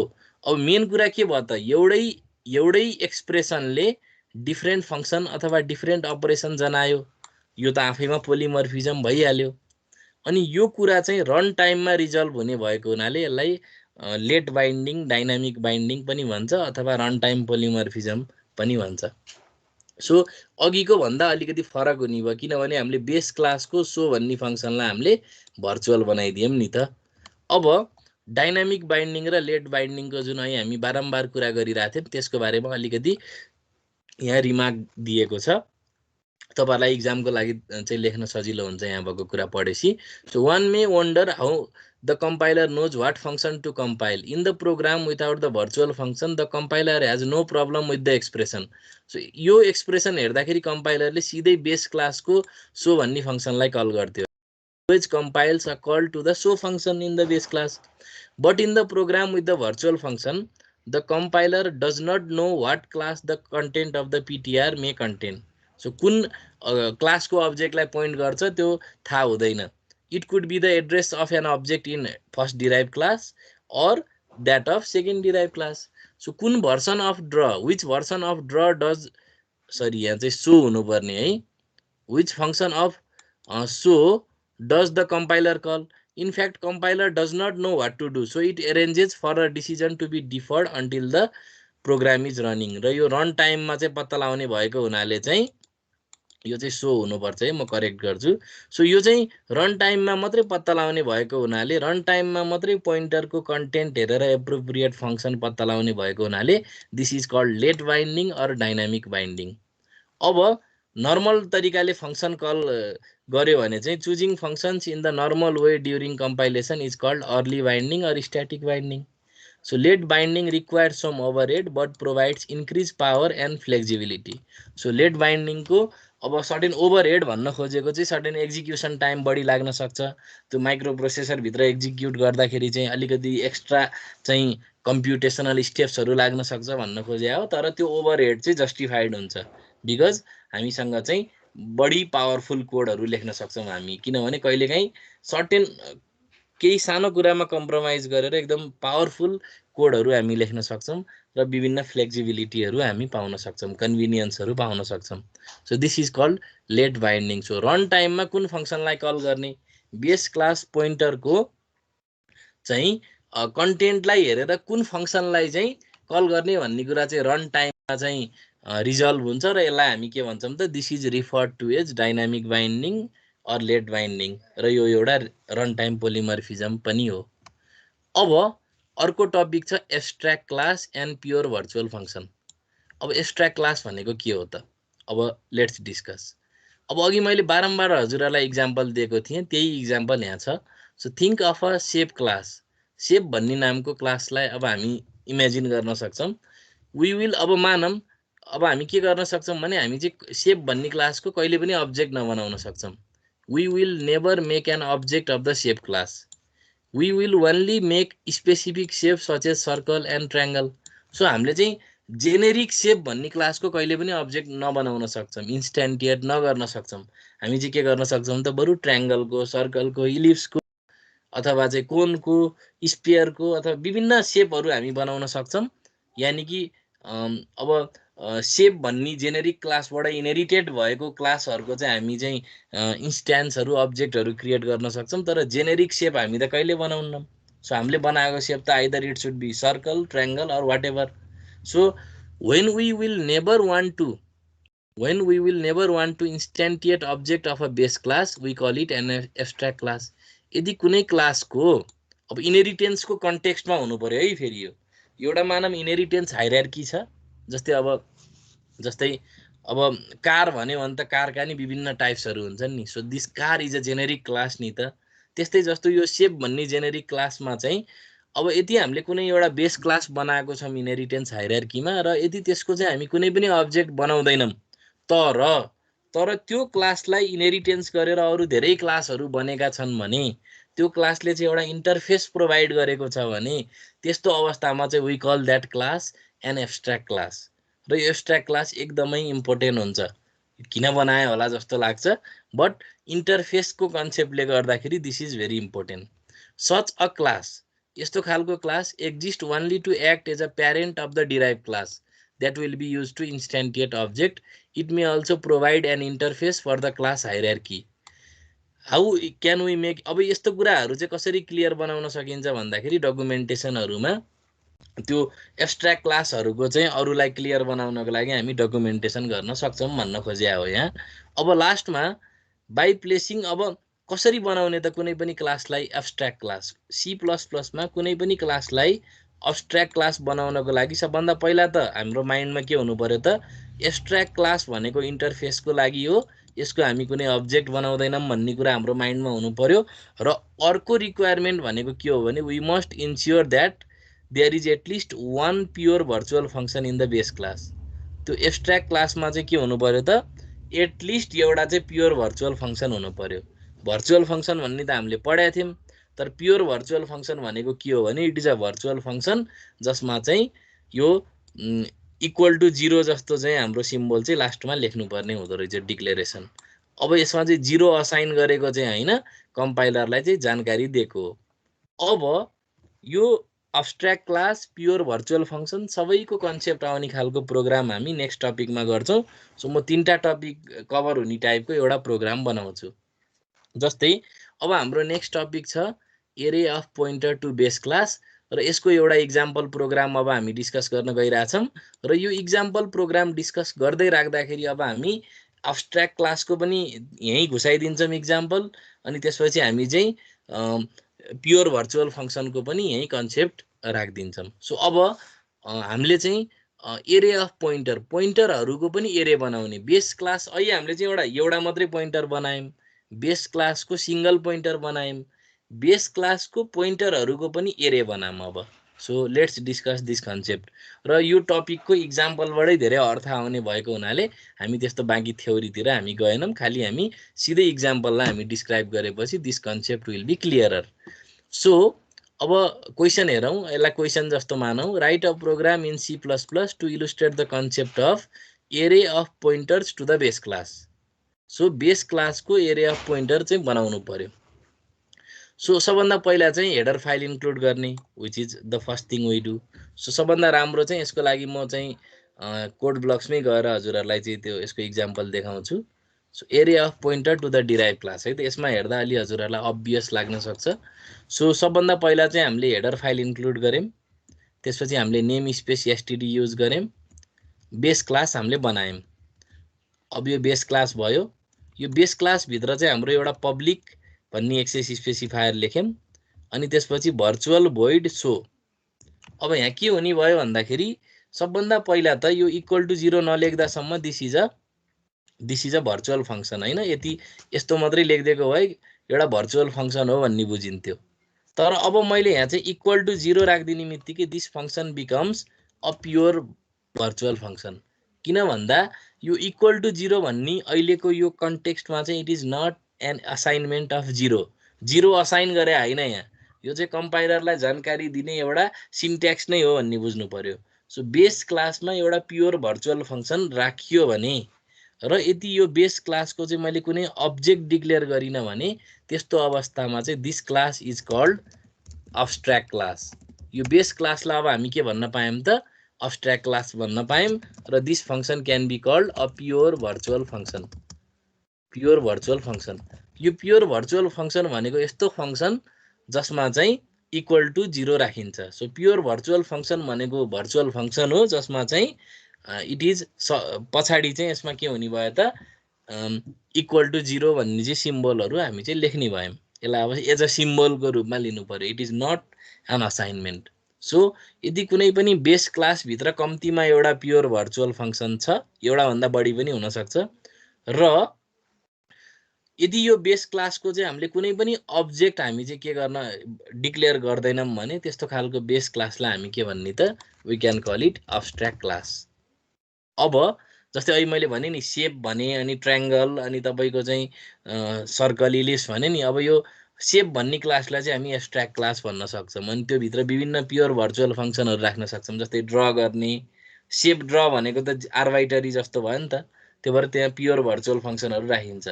र यसलाई युज गरेर अरू डिराइभ क्लासहरू बनाउँछौँ, अनि त्यो करेस्पोन्डिङ डिराइभ क्लासहरूमा चाहिँ करेस्पोन्डिङ फङ्सनालिटीहरू राख्ने। जस्तै ट्रायङ्गल भन्ने क्लास छ भने त्योभित्र हुने ड्र भनेको ट्रायङ्गल ड्र गर्छ त्यसले, एन्ड सो अन। सो अब अझै अगाडि बढौँ। सो अब फर्स्ट डिराइभ क्लासभित्र हामीले इनसाइड फर्स्ट डिराइभ क्लासको सो भन्ने फङ्सनभित्र छौँ भनेर डिस्प्ले गऱ्यौँ। सो अघिकै प्याटर्नमा कोड हुने भयो। सो फर्स्ट डिराइभ क्लासभित्र छौँ हामी, त्यसपछि सेकेन्ड डिराइभ क्लासभित्र छौँ। अब यहाँ चाहिँ अब मेन फङ्सनमा फरक छ अलिकति होइन। सो अब हामीले चाहिँ सबभन्दा पहिला अघिको भन्दा यहाँ फरक के गरायौँ त, बेस क्लासलाई मैले एब्स्ट्र्याक्ट क्लास बनाइदिएँ, त्यसपछि भर्चुअल फङ्सनलाई, बेस क्लासको भर्चुअल फङ्सनलाई मैले के बनाइदिएँ त, प्योर भर्चुअल फङ्सन बनाइदिएँ। यो प्योर भर्चुअल फङ्सन नभएको भए पनि यो एब्स्ट्र्याक्ट क्लास हुन्थेन है। अब हेरौँ, अब मेन फङ्सन मैले चाहिँ सुरु गरेँ। अब बेस क्लासको चाहिँ अब्जेक्ट बनाउन नपाए पनि पोइन्टर चाहिँ बनाउन पाइन्छ है। फेरि पोइन्टर चाहिँ बनाउन पाइन्छ, जस्तै array of pointer to base class हामी डिक्लेयर गर्न सक्यौँ। चाहिँ हामीले के राख्यौँ त, ARR राख्यौँ। सो ARR 0, ARR 1 भनेको चाहिँ दुईटा पोइन्टर हुने भयो होइन। सो कन्सेप्टको लागि एउटा सिम्पल प्रोग्राम मात्रै गर्न खोजे, अरू केही नै होइन। सो 2 म्याक्सिमम साइज भएको बेस क्लासलाई पोइन्ट गर्न सक्ने पोइन्टरहरूको एरे बनायौँ, जसको चाहिँ आइडेन्टिफायर के हो त, ARR हो। र यसको चाहिँ इन्डेक्स 0 देखि अब यहाँ मेन्सन गरेको म्याक्सिमम साइज -1 सम्म जान्छ। सो यहाँ मेन्सन गरेको म्याक्सिमम साइज त 2 हो, देयरफर 0 देखि 2 - 1 भनेको 0 देखि 1 सम्म जाने भयो। अब भनेपछि हामीसँग हुने के भयो त, ARR 0 हुने भयो, which is a pointer of base class होइन। त्यसपछि अर्को ARR 1 हुने भयो, which is also another pointer of the base class.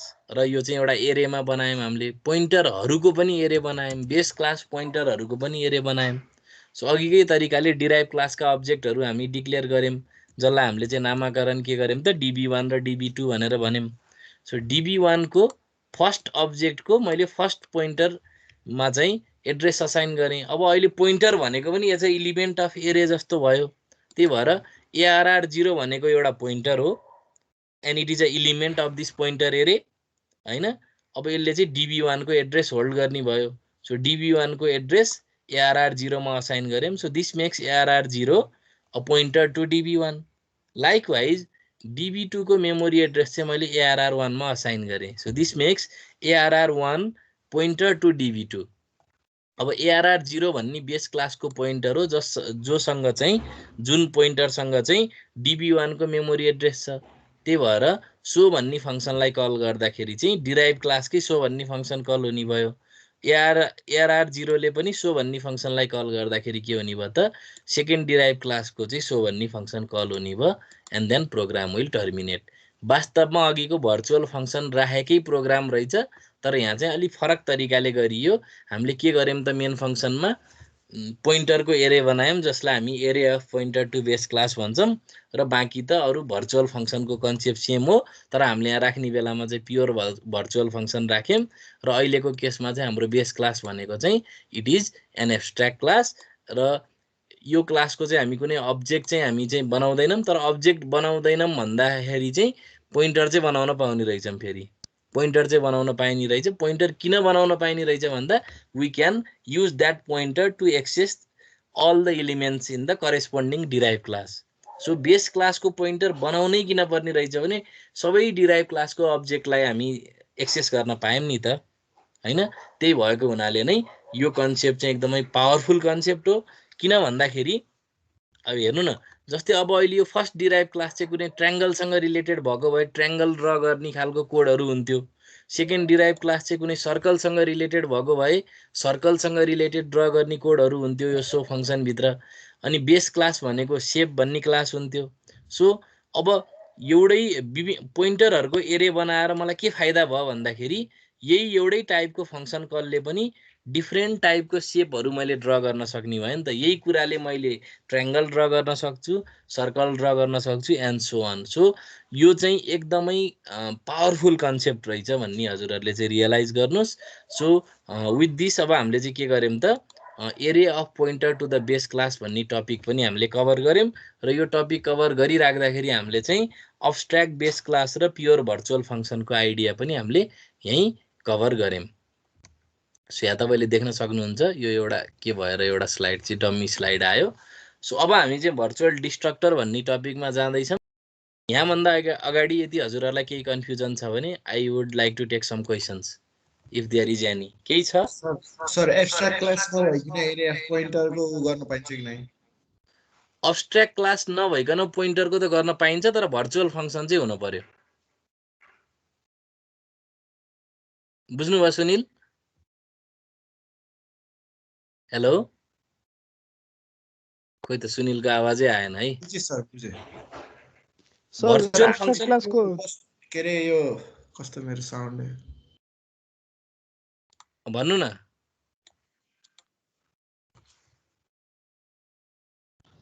Sir यो एब्स्ट्र्याक्ट क्लास नगरिकन चाहिँ एरे अफ पोइन्टर जस्तै हामीले अगाडिकोमा नि गर्न पाइन्थ्यो कि नै? एरे अफ पोइन्टर बनाउन त पाइन्थ्यो। मैले चाहिँ खास गर्न खोजेको चाहिँ एउटै इक्जाम्पलमा तिनटै टपिक घुसाइदिउँ भन्न खोजे हो कि। बुझ्नुभयो नि? बुझे सर। जाँचमा तपाईँलाई लेख्न पर्यो भने नि एउटै इक्जाम्पल याद गरे भयो, सबै टपिकमा तपाईँले चाहिँ जोड्न पाउनु भयो नि त। अनि सर यो भर्चुअल यो प्योर भर्चुअल उहरूको चाहिँ काम चाहिँ के हो नि मेन चाहिँ? यस्तो हो, जस्तै अब फर इक्जाम्पल मैले चाहिँ के गर्न सक्छु भन्दाखेरि अब त्यही सेप भन्ने क्लासलाई नै इमेजिन गर। मैले सेप भन्ने क्लासलाई मैले ल मानौँ एब्स्ट्र्याक्ट क्लास बनाइदिएँ अरे। ल सो एब्स्ट्र्याक्ट क्लासभित्र के हुन सक्यो, जस्तै इनपुटसँग रिलेटेड फङ्सन हुन सक्यो, त्यसपछि ड्र गर्ने भन्ने फङ्सन हुन सक्यो, त्यसलाई ट्रान्सफर्मेसन गर्ने फङ्सन हुन सक्यो, त्यसलाई स्केल गर्ने जस्तै इन्लार्जमेन्ट गर्ने, रिफ्लेक्सन गर्ने आदि इत्यादि जुन तपाईँले पढ्नु भएको थियो त्यो फङ्सनहरू मैले बनाएर एउटा एब्स्ट्र्याक्ट क्लास बनाउँछु। अब एब्स्ट्र्याक्ट क्लास भनेको एक हिसाबले भन्यो भने एउटा डिजाइन जस्तो भयो, एउटा इन्टरफेस जस्तो भयो हैन। अब मैले चाहिँ सर्कल भन्ने क्लास बनाएँ भने के हुने भयो, मैले त्यो सेप भन्ने क्लासलाई मैले चाहिँ इनहेरिट गर्छु। अब बुझ्नुभयो नि। अनि त्यही नामका फङ्सनहरू बनाउँछु। जस्तै अब ट्रान्सफर्मेसन गर्ने रिलेटेड फङ्सन बनाउँछु, ड्र गर्ने फङ्सन बनाउँछु, इनपुट लिने फङ्सन बनाउँछु। त्यस्तै अब मैले अर्को फङ्सन के बनाउँछु, ट्रायङ्गल भन्ने बनाउन सक्छु। अब मैले चाहिँ सेप भन्ने क्लासको चाहिँ मैले यति पोइन्टर बनाएँ भने त मैले सब डिराइभ क्लासलाई चाहिँ पोइन्ट गर्न पाएँ र मैले एउटा ट्रायङ्गल बनाउन नि पाउने भएँ, मैले सर्कल बनाउन नि पाउने भएँ। सो यो कन्सेप्ट चाहिँ एकदम पावरफुल कन्सेप्ट हुँदो रहेछ, when inheritance hierarchy is present. अब हजुरले भन्नुभएको एक्ज्याक्ट कुरा मलाई फेरि एकचोटि रिपिट गर्नु त सुनिल, हजुरले भन्न खोज्नु भएको कुरा। हामीले प्योर भर्चुअल क्लास गराएको फाइदा चाहिँ के सर हामीलाई? जस्तै फाइदा त के हो भने यो एउटा हजुर भर्चुअल क्लास गराएर पनि हामीले गर्न सकिन्थ्यो। त्यसमा चाहिँ हामीले प्योर भर्चुअल चाहिँ किन लिएको सर?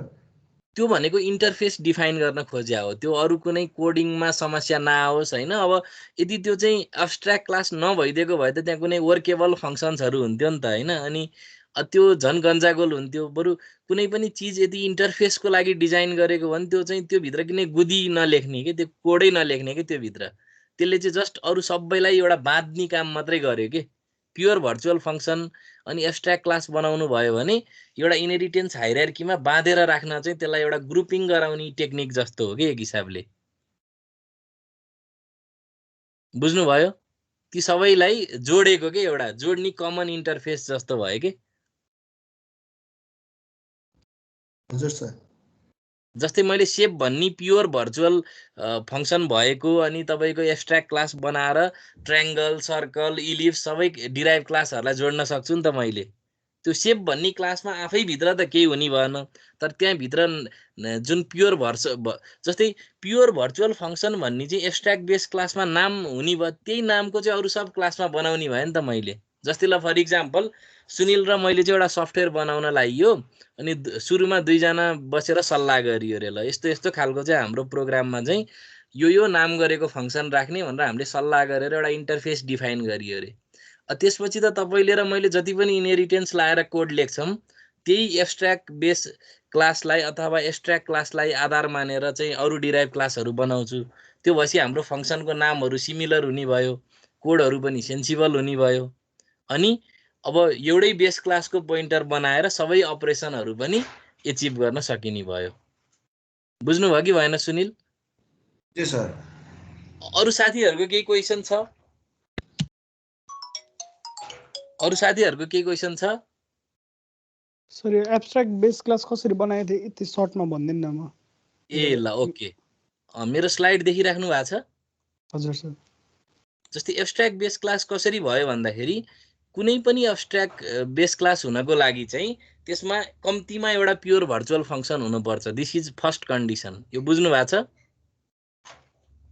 यहाँसम्म भनेको बुझ्नु भएको छ हजुरले? हजुर सर। अनि त्यसपछि अर्को कुरा, यो बेस क्लासको कुनै पनि अब्जेक्ट बनाउनु हुँदैन। जस्तै यो बेस भन्ने क्लासको हामीले कुनै पनि अब्जेक्ट बनाएको छैन। हेर्नु, पोइन्टर चाहिँ बनाउन पाइँदो रहेछ। तर जस्तै अब मैले चाहिँ यदि यो प्रोग्राममा चाहिँ बेस बी भनेर लेखेको भए, जस्तै फर इक्जाम्पल बेस बी भनेर लेखेको भए चाहिँ यो इरर हुन्थ्यो। किनभने कुनै पनि बेस क्लास चाहिँ अब्स्ट्र्याक्ट क्लास छ भने चाहिँ यसको चाहिँ हाम्रो के हुँदैन त, अब्जेक्ट चाहिँ हामी डिक्लेयर गर्न पाउँदैनौँ। यदि यो हामीले अब्जेक्ट डिक्लेयर गरेनौँ र यदि त्यो क्लासमा चाहिँ कम्तीमा एउटा प्योर भर्चुअल फङ्सन छ भने in that case the class becomes abstract class. Okay sir. ल अरू केही क्वेसन छ हजुरहरूको? हजुरहरूको अरू केही कन्फ्युजन छ भने सोध्नुहोस्, नत्र अगाडि बढौँ। ल है त म मान्छेको नाम पनि बोलाउँछु। Diwas Adhikari, do you have any confusions? Diwas?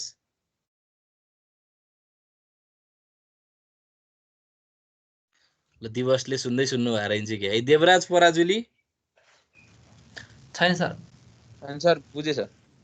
ल ठिक छ। त्यसपछि हाम्रो लिङ्कन बस्नेत? छैन सर, बुझेछ।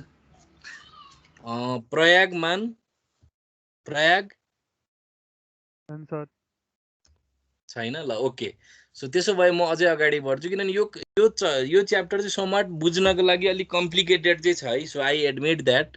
तर हजुरहरूले चाहिँ एकदम राम्रोसँग मेहनत गर्नुहोस् र पर्टिकुलरली यो च्याप्टरको लागि हजुरहरूले रोबर्ट ल्याफरको किताब पढ्नुहोस्, किनभने मैले त्यही रोबर्ट ल्याफरकै किताबहरूबाट यो चाहिँ कन्टेन्टहरू लिएको छु। सो रोबर्ट ल्याफरको किताब हजुरहरूले अलिकति मजासँग पढ्नुभयो भने you can gain even more idea on the topics. So अझै अगाडि बढौँ है त। सो अब हामी जाउँ भर्चुअल डिस्ट्रक्टरमा। सो डिस्ट्रक्टर भनेको त हामीलाई थाहा भएकै कुरा हो। सो जब कुनै अब्जेक्ट आउट अफ स्कोप जान्छ त्यसलाई चाहिँ डिस्ट्रोय गर्नको लागि डिस्ट्रक्टर युज हुन्छ। So base class destructor should always be virtual. So अब इनहेरिटेन्सको कन्टेक्स्टमा चाहिँ अब हामी चाहिँ बेस क्लास डिस्ट्रक्टर भर्चुअल। अब यो किन हुन्छ भन्दाखेरि अब ल हेर्नुहोस् है त। Suppose you use delete with a base class pointer to a derive class object to destroy the derive class object. अब के हुन्छ भन्दाखेरि यदि मैले चाहिँ बेस क्लासको डिस्ट्रक्टरलाई भर्चुअल बनाइन भने त्यस्तो बेलामा के हुन्छ भन्दाखेरि यदि मैले अब मानौँ बेस क्लास पोइन्टरले चाहिँ डिलिट गरेँ भने डाइनामिक मेमोरी एलोकेसन त पढ्नु भएको छ नि त हजुरहरूले अगाडि, न्यू र डिलिट अपरेटर युज गरेर, त्यहाँ त पोइन्टर चाहिन्छ। सो यदि मैले चाहिँ बेस क्लास पोइन्टर युज गरेर डिलिट युज गरेँ भने त्यो बेलामा चाहिँ अब के हुन्छ त, अब डिराइभ क्लास अब्जेक्ट डिस्ट्रोय गर्दाखेरि चाहिँ त्यहाँ समस्या हुनसक्छ, किनभने त्यहाँ चाहिँ पार्सियल डिलिट भइदिन सक्छ के। So if the base class destructor is not virtual then delete like a normal member function calls the destructor for the base class, not the destructor for the derived class. This will cause only the base part of the object to be destroyed. अब यो इक्जाम्पलबाट clear हुन्छ है त। So virtual डिस्ट्रक्टरको example हेरौँ अनि त्यो इक्जाम्पलबाटै हामी अझ clear Humla. So let's see this example in detail है त। सो अहिले हामीसँग एउटा इनहेरिटेन्स हायरार्की छ जसमा चाहिँ अहिले हाम्रो एउटा मात्रै डिराइभ क्लास हामी बनाउँछौँ र जस्तै हेरौँ सुरुमा हेडर फाइल इन्क्लुड गरियो, त्यसपछि नेम स्पेस एसटीडी भनेर युज गरियो, पक्नुहोस् है भर्चुअल डिस्ट्रक्टर, त्यसपछि नेम स्पेस एसटीडी भनेर युज गरियो, त्यसपछि बेस क्लासको चाहिँ डेफिनिसन सुरु भयो। यो बेस क्लास भित्र अब अहिले मैले सबभन्दा पहिला त भर्चुअल राखिन, अहिले एकछिनलाई ल भर्चुअल नराख्दाखेरि के हुन्छ लेट्स सी। अब यो बेस क्लास भन्ने क्लास भित्र चाहिँ एउटा डिस्ट्रक्टर छ। डिस्ट्रक्टर भनेको के हो त, एउटा टिल्डे साइन भएको क्लासको नाम जे छ त्यही नाम भएको चाहिँ फंक्सनलाई हामी चाहिँ डिस्ट्रक्टर भन्छौँ। यसले चाहिँ के गर्छ त, अब्जेक्टलाई डिस्ट्रोय गर्ने काम गर्छ है। यो प्रोग्राममा चाहिँ हामीले कन्स्ट्रक्टर लेखेनौँ, कम्पाइलरले बाइ डिफल्ट एउटा डिफल्ट कन्स्ट्रक्टर बनाइदिन्छ, त्यही भएर हामीले चाहिँ यो सिम्प्लिफाइड प्रोग्राम गऱ्यौँ।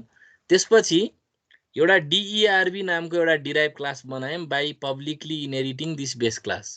अब डिराइभ क्लासभित्र पनि डिराइभ क्लासको डिस्ट्रक्टर हामीले राख्यौँ र यो दुइटै करेस्पोन्डिङ डिस्ट्रक्टरहरूमा हामीले एप्रोप्रिएट मेसेज डिस्प्ले गरेका छौँ। जस्तै बेस क्लासको डिस्ट्रक्टरभित्र डिस्ट्रोइङ बेस क्लास अब्जेक्ट भनेर मेसेज देखायौँ, त्यसपछि डिराइभ क्लासको डिस्ट्रक्टरभित्र डिस्ट्रोइङ डिराइभ क्लास अब्जेक्ट भनेर लेख्यौँ। अब जति पनि मेन कुरा छ मेन फङ्सनभित्रैबाट सुरु हुने भयो। So execution starts from the main function. यो सी र सी प्लस प्लसको लागि भ्यालिड स्टेटमेन्ट भयो। सो अब यो तपाईहरुले न्यू एन्ड डिलिट अपरेटर पढ्नु भएको छ भने हामी त्यहाँबाट कन्सेप्ट बुझ्न सक्छौं। सो हामीले के गर्यौं, सबभन्दा पहिला मैले हाइलाइट गरेको कोड हेरौं। सो बेस क्लास पोइन्टर हामीले डिक्लेयर गर्यौं, किनभने बेस स्टार बीपीटीआर भनेपछि बेस क्लासको एउटा पोइन्टर डिक्लेयर गर्यौं, जसको नाम अहिले हाम्रो केसमा चाहिँ यहाँ चाहिँ यो पर्टिकुलर प्रोग्राममा चाहिँ हामीले के राख्यौं त, बीपीटीआर राख्यौं। त्यसपछि is equal to new derive भनेर लेख्यौं, न्यू बेस लेखेनौं, किनभने यो बेस क्लास पोइन्टरले चाहिँ डिराइभ क्लासको अब्जेक्टलाई पोइन्ट गर्नको लागि बनाएको मेमोरी एलोकेट गरेको के। सो यो चाहिँ के भयो त, मेमोरी डाइनामिक मेमोरी एलोकेसन भयो, DMA for single object of derive type भयो के यो। सो डिराइभ टाइपको सिंगल अब्जेक्टको लागि डाइनामिक मेमोरी एलोकेसन गर्न खोज्या हो। बेस क्लास पोइन्टरले त डिराइभ क्लास अब्जेक्टलाई पोइन्ट गर्न पाउँछ, त्यही भएर राइट ह्यान्ड साइडमा न्यू अपरेटर पछि हामीले डिइआरबी भनेर लेख्न पायौं। So this is using the new operator, यसले चाहिँ डाइनामिक मेमोरी एलोकेसन गर्ने भयो। त्यसपछि अब यो प्रोग्राम त हामीले we are just writing for the sake of example, the sake of concept, त्यही भएर अब हामी डाइरेक्ट के गर्छौं त, बेस क्लास पोइन्टरलाई चाहिँ डिलिट गरिदिन्छौं। सो डिलिटले के गर्छ त, मेमोरी डिएलोकेट गर्छ हैन, डिस्ट्रक्टर कल गराइदिने भयो। सो अब लेट्स सी, यसलाई रन गरेर हेरौँ। यसलाई रन गरेर हेर्दाखेरि बेस क्लास अब्जेक्ट मात्रै डिस्ट्रोय भयो। समस्या भयो नि त यहाँ त। यहाँ के समस्या भयो भन्दाखेरि हामीले अहिले इनहेरिटेन्सको कन्टेक्स्टमा यो कुरा गरिरहेछौँ। डिएमए डाइनामिक मेमोरी एलोकेसन चाहिँ इनहेरिटेन्सको कन्टेक्स्टमा गरिरहेछौँ। अब डिराइभ क्लासको अब्जेक्टको चाहिँ टाइप अनुसार चाहिँ हामीले बेस क्लास पोइन्टरलाई चाहिँ पोइन्ट गरायौँ। बेस क्लास पोइन्टरले चाहिँ डिराइभ क्लास टाइपको चाहिँ डिराइभ क्लासको चाहिँ अब्जेक्टहरू डिल गर्नको लागि चाहिँ हामीले मेमोरी एलोकेट गऱ्यौँ। तर जब अब हामीले चाहिँ डिलिट गर्छौँ तब के हुने भयो त, बेस क्लासको मात्रै डिस्ट्रक्टर कल भयो। बेस क्लासको मात्रै डिस्ट्रक्टर कल भयो। अब हाम्रो उद्देश्य अब पार्शियल डिस्ट्रक्सन भयो नि त, यहाँ त पार्शियल डिएलोकेसन भयो नि त। हामीले त डिराइभ क्लास अब्जेक्टको चाहिँ डिस्ट्रक्टर पनि कल हुनु पर्यो नि त हैन। र यस्तो समस्या नआओस् भनेर बेस क्लासको डिस्ट्रक्टरलाई चाहिँ हामी के बनाउन सक्छौँ त, we can make it a virtual destructor.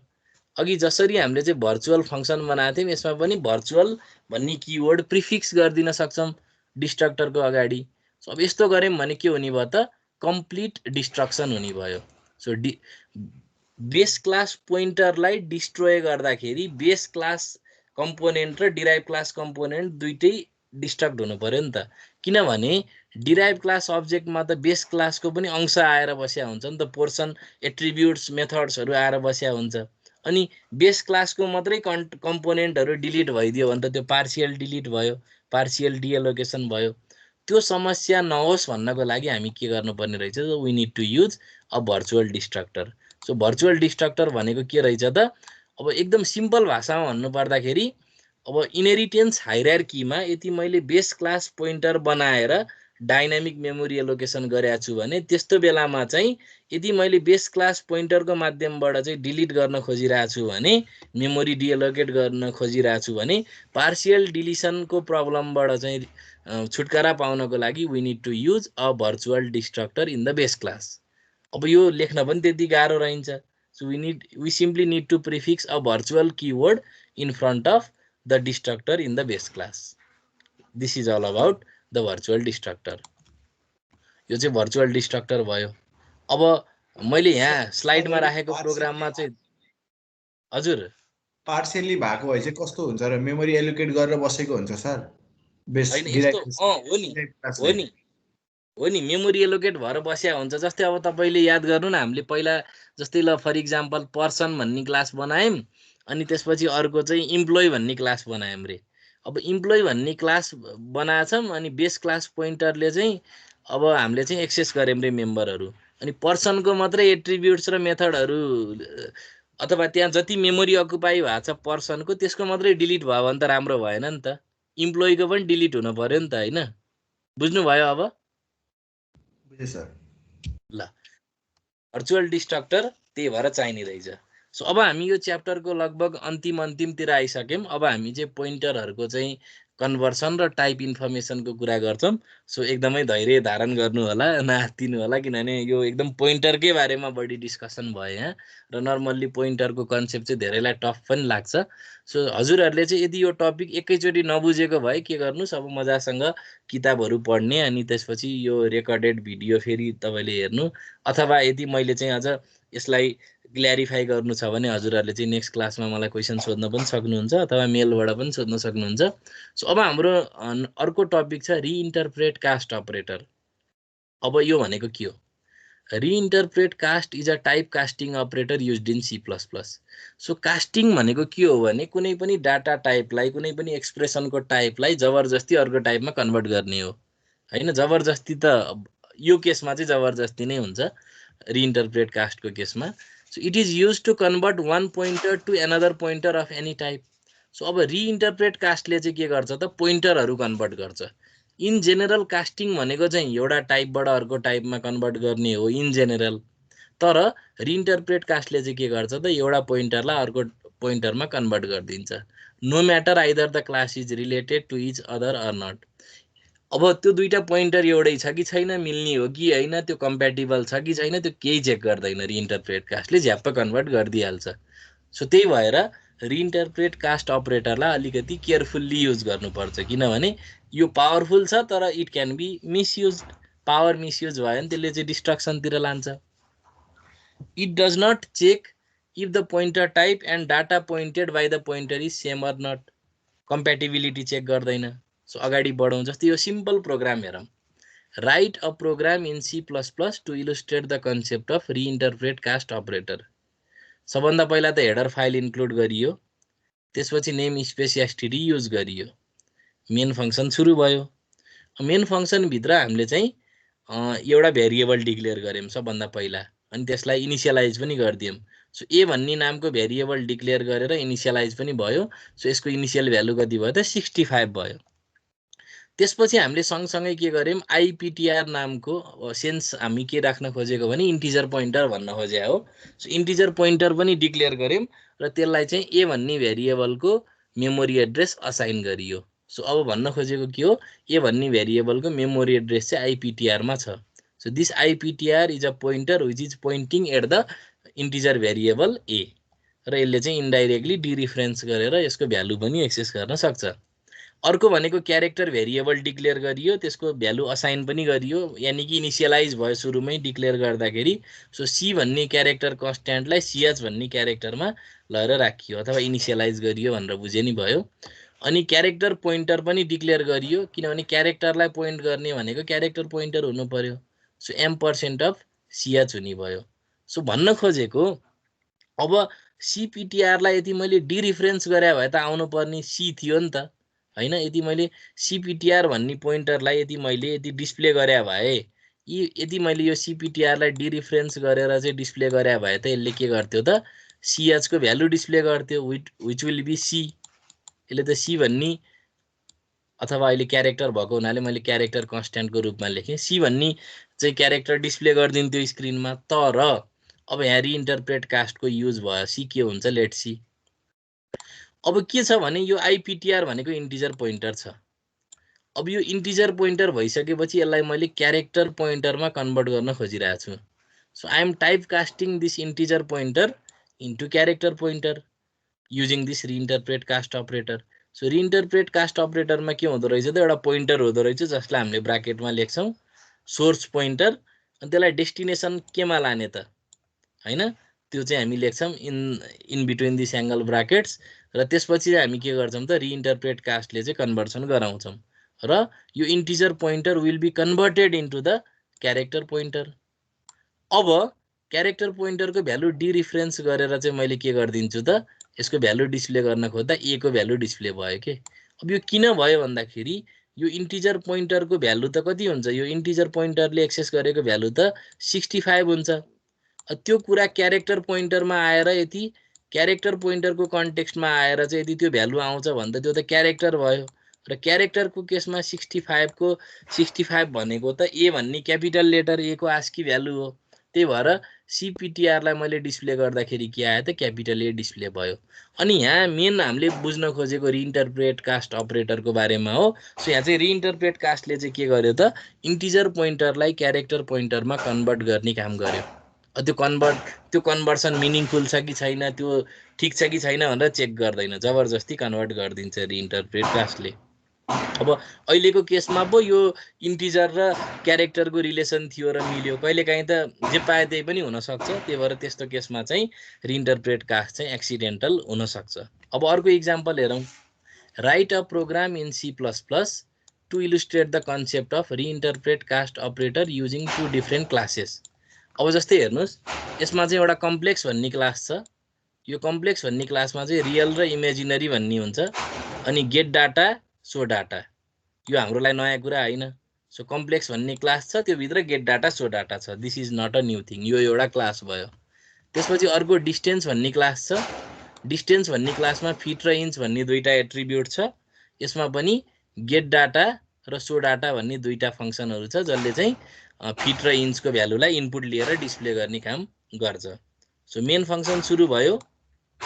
अब यहाँ चाहिँ डाइनामिक मेमोरी एलोकेसन हामी युज गरिरहेछौँ है, DMA। सो यो युज गरेर केही फरक पर्दैन। सो सीपीटीआर भन्ने चाहिँ हामीले चाहिँ कम्प्लेक्स अब टाइपको चाहिँ पोइन्टर हामीले चाहिँ बनायौं।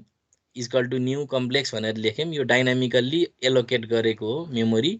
अर्को भनेको चाहिँ distance star DPTR equal to new distance, यो पनि डाइनामिकल्ली एलोकेट गरेको using pointer for these complex and distance classes. So डिपिटिआरले गेट डाटालाई कल गर्यो, सो डिस्टेन्स भन्ने क्लासको गेट डाटा कल हुने भयो। अब सिपिटिआरले रिइन्टरप्रेट कास्ट अपरेटरलाई युज गरेर के गर्ने भयो त डिपिटिआरलाई मैले चाहिँ कम्प्लेक्सको पोइन्टरमा चाहिँ के गर्ने भयो त कन्भर्ट गरिदिने भयो जबरजस्ती हैन। सो डेस्टिनेसन चाहिँ पोइन्टर टाइप के हुने भयो कम्प्लेक्स स्टार हुने भयो। सो स्टारले पोइन्टर जनाउँछ। सो के भयो डिस्टेन्सको पोइन्टरलाई हामीले जबरजस्ती के गर्यौं त कम्प्लेक्सको पोइन्टरमा कन्भर्ट गर्यौं using this reinterpret cast operator. अनि जब यो के भन्छ कम्प्लेक्स टाइपको पोइन्टरले सो डाटालाई कल गर्छ के हुन्छ लेट्स सी। अनि यो डिलिट भन्ने अपरेटरले त्यो डाइनामिकल्ली एलोकेटेड भएको मेमोरीलाई डिएलोकेट गर्ने काम गर्छ। यसरी कमा दिएर पनि लेख्न सकिन्छ।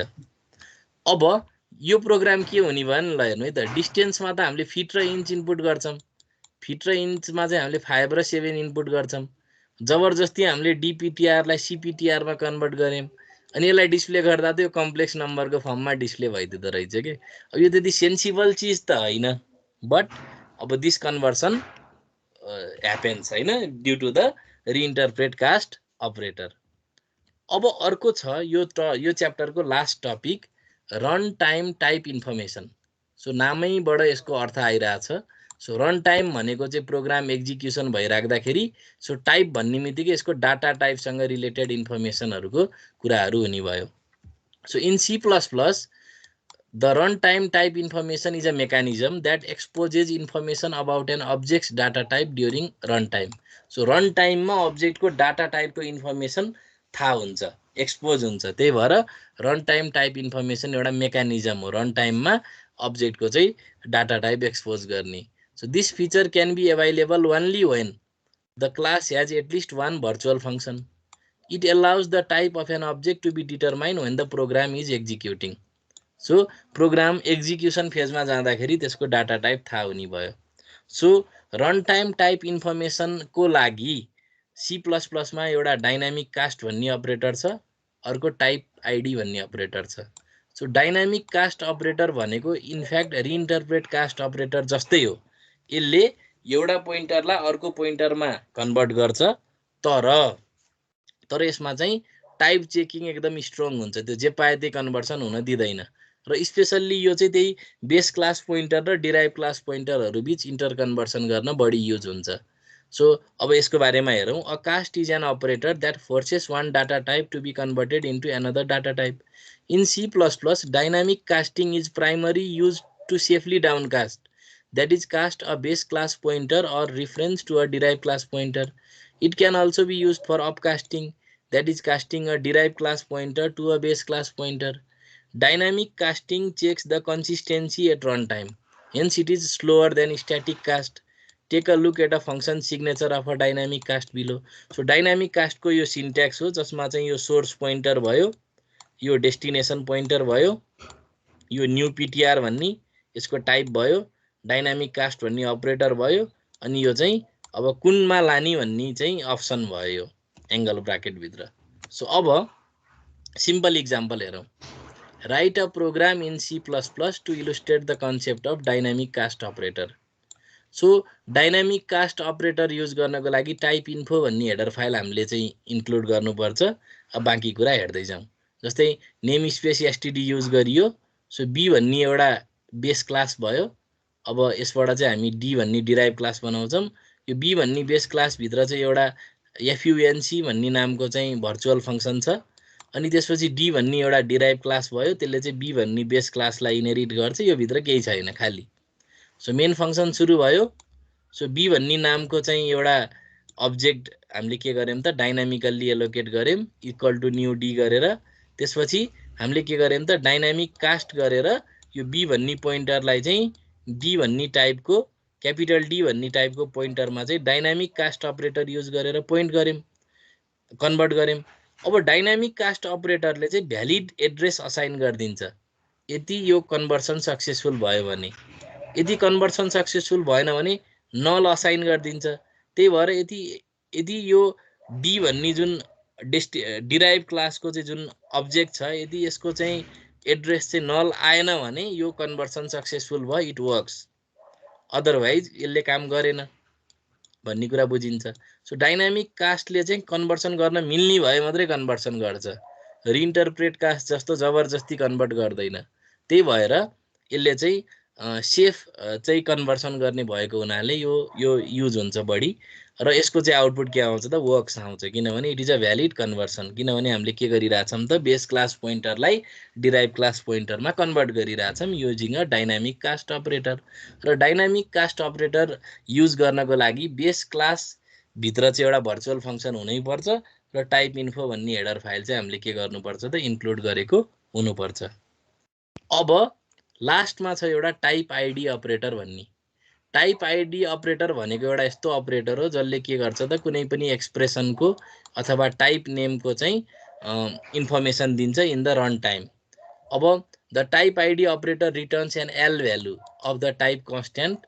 अब यो अलिकति तपाईँहरूलाई कम्प्लिकेटेड लाग्न सक्छ। सो यो एल भ्यालु र आर भ्यालुको बारेमा हजुरहरूले चाहिँ स्टडी गर्नको लागि you need to go through this link.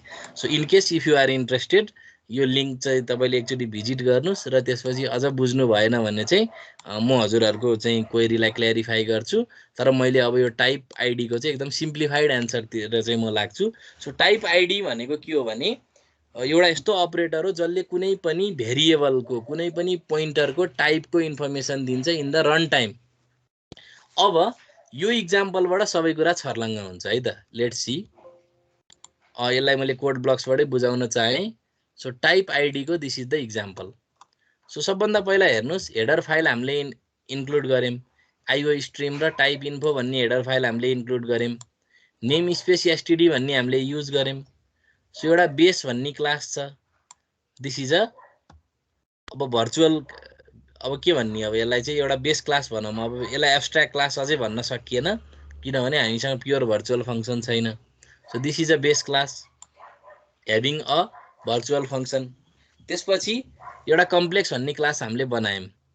यो कम्प्लेक्स भन्ने डिराइभ क्लास हो, it has inherited a base class. अहिले हाम्रो जस्ट टाइप आइडी युज मात्रै गर्न खोज्यौँ, हामीले कुनै सेन्सिबल प्रोग्राम, एकदम फुल ब्लोन प्रोग्राम बनाएको होइन। We are just learning about type IDs functionality है त। सो यो कम्प्लेक्स भन्ने क्लासमा दुईवटा एट्रिब्युट छ, रियल र इमेजिनरी टाइपको, अनि दुईवटा मेथड्सहरू छ, गेट डाटा र show data, which are very much familiar by now.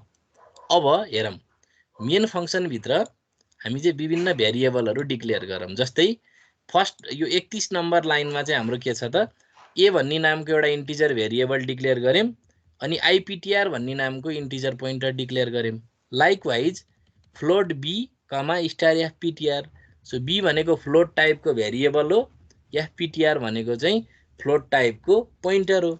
Likewise C भनेको चाहिँ कम्प्लेक्स टाइपको अब्जेक्ट हो र सीपिटिआर भनेको चाहिँ कम्प्लेक्स टाइपको अब्जेक्ट पोइन्टर हो। अब हेर्नुहोस् है त, टाइप आइडी ब्राकेटभित्र अब भेरिएबल अथवा एक्सप्रेसन लेख्न सक्छौँ हामी। सो ए भन्ने त भेरिएबल हो नि त। सो टाइप आइडी अफ ए कति हो त, यसको नाम के हो भनेर पत्ता लगाउनको लागि डट नेम भन्ने फङ्सन कल गर्छौँ। सो टाइप इन्फर्मेसन रिटर्न गर्ने भयो, एउटा एल भ्यालु रिटर्न गर्छ यसले। एल भ्यालुको बारेमा हजुरहरूले पढ्नुहोस् है। सो टाइप आइडी अफ ए कति हो र त्यसको नाम के हो भनेर चाहिँ यसले डिस्प्ले गर्ने भयो। So this particular highlighted function कलले चाहिँ के दिने भयो त, ए भन्ने भेरिएबलको चाहिँ नाम दिने भयो, त्यसको टाइप इन्फर्मेसन रिट्रिभ गरेर त्यसको नाम डिस्प्ले गर्ने भयो। यही कुरा हामी इन्टिजर पोइन्टरको लागि गर्छौँ, यही कुरा हामी फ्लोट भेरिएबल बीको लागि गर्छौँ, यही कुरा हामी फ्लोट टाइपको पोइन्टर अब हामी के गर्छौँ त, एफपिटिआरको लागि गर्छौँ। त्यसपछि कम्प्लेक्स भन्ने अब्जेक्टको टाइप आइडीको इन्फो रिट्रिभ गरेर हामी त्यसको नाम डिस्प्ले गर्छौँ र कम्प्लेक्स टाइपको पोइन्टरको टाइप आइडीको इन्फो रिटर्न गरेर हामी त्यसको नाम डिस्प्ले गर्छौँ। यसलाई रन गरेर हेरौँ। सो अब लेट्स सी, अब तपाईँहरूले यहाँ हेर्नुहोस् साइड बाई साइड।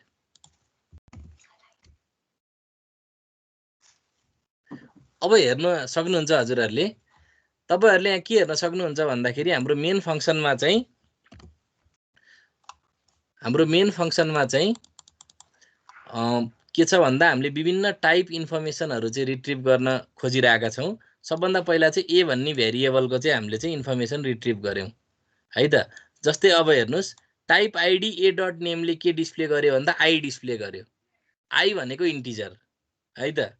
त्यसपछि टाइप आइडी आइपिटिआर भयो, सो पोइन्टर टु इन्टिजर हुने भयो यो चाहिँ, it is pointer to integer, यसलाई चाहिँ पिआई भनेर लेख्दो रहेछ। अनि त्यसपछि टाइप अफ बी भनेको चाहिँ के हुँदो रहेछ त एफ हुँदो रहेछ, भनेको फ्लोट हुँदो रहेछ। त्यसपछि एफपिटिआर को चाहिँ के हुने रहेछ त पिएफ हुँदो रहेछ। अब लास्टको दुईटा चाहिँ अलि इन्ट्रेस्टिङ छ। जस्तै सी को टाइप के हुँदो रहेछ त कम्प्लेक्स हुँदो रहेछ। अब अगाडि यो 7 किन आइरहेछ त्यो बुझौँ। यो कम्प्लेक्स भन्ने जुन क्लास छ नि, यो क्लासको नाममा चाहिँ कतिवटा चाहिँ लेटर छ त 1 2 3 4 5 6 7, त्यो भएर 7 आयो।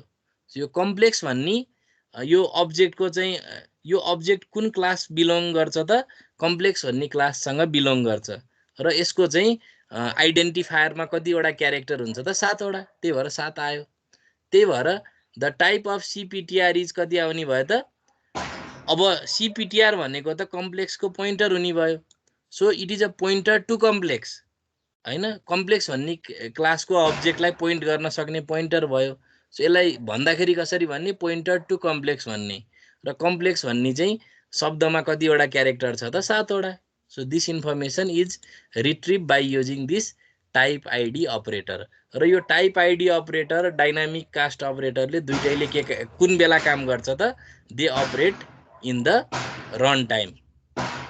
So this is all about polymorphism. यदि हजुरहरूको केही कन्फ्युजन छ भने चाहिँ सोध्न सक्नुहुन्छ। If there is any question please let me know. केही छ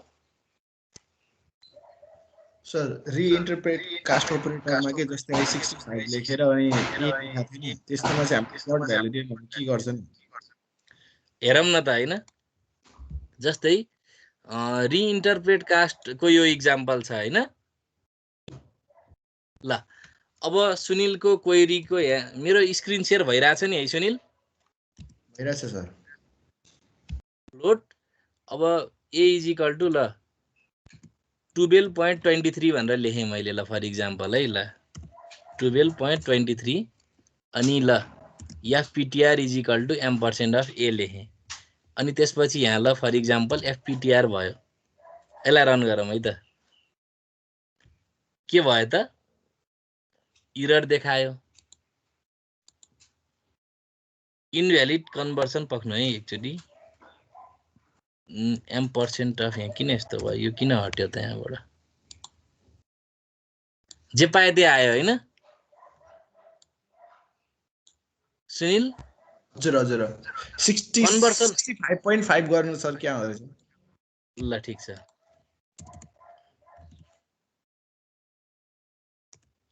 यसलाई रन गरेर हेरौँ हैन,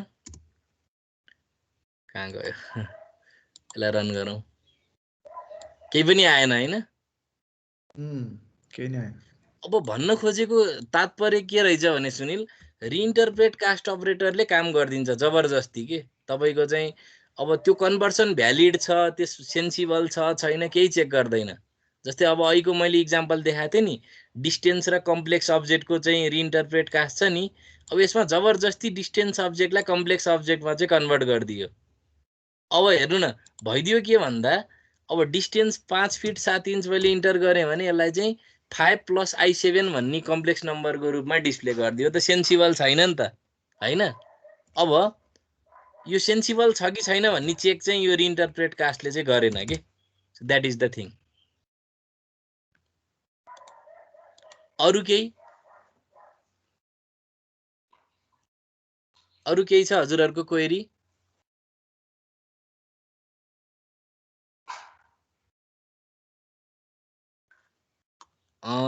क्रिस्पिनको केही छ? त्यो डाइनामिक कास्ट अपरेटर अलि बुझिदैन सर आउँछ। छैन सर। छैन क्रिस्पिनको? ल ओके, ल डाइनामिक कास्ट हेरौँ है त। जस्तै यो डाइनामिक कास्टमा चाहिँ हजुरले के बुझ्नु भएन ल भन्नु सुनिल? हजुर हजुर केही नै बुझिन सर मैले। त्यो ओक्स भनेर त अब त्यो गर्नेमा ओक्स देखाउने भएन सर। तर यस्तो केमा युज हुने हो र यो? जस्तै तपाईलाई एउटा पुरानो कोड हजुरलाई याद छ कि छैन? जस्तै फर इक्जाम्पल यो कोड हजुरलाई कतिको याद छ म तपाईलाई रिमाइन्ड गराउन चाहे है त if F p equal to null के हुन्थ्यो तपाईले के भन्नुहुन्थ्यो ल भन्नुस् त यसमा यो सी पढ्दाखेरि याद छ नि सर यो फाइल ह्यान्डलिङ अब हामी फाइल ह्यान्डलिङमै जान्छौँ अर्को क्लासमा हैन जस्तै अब तपाईले के गर्नुहुन्थ्यो for example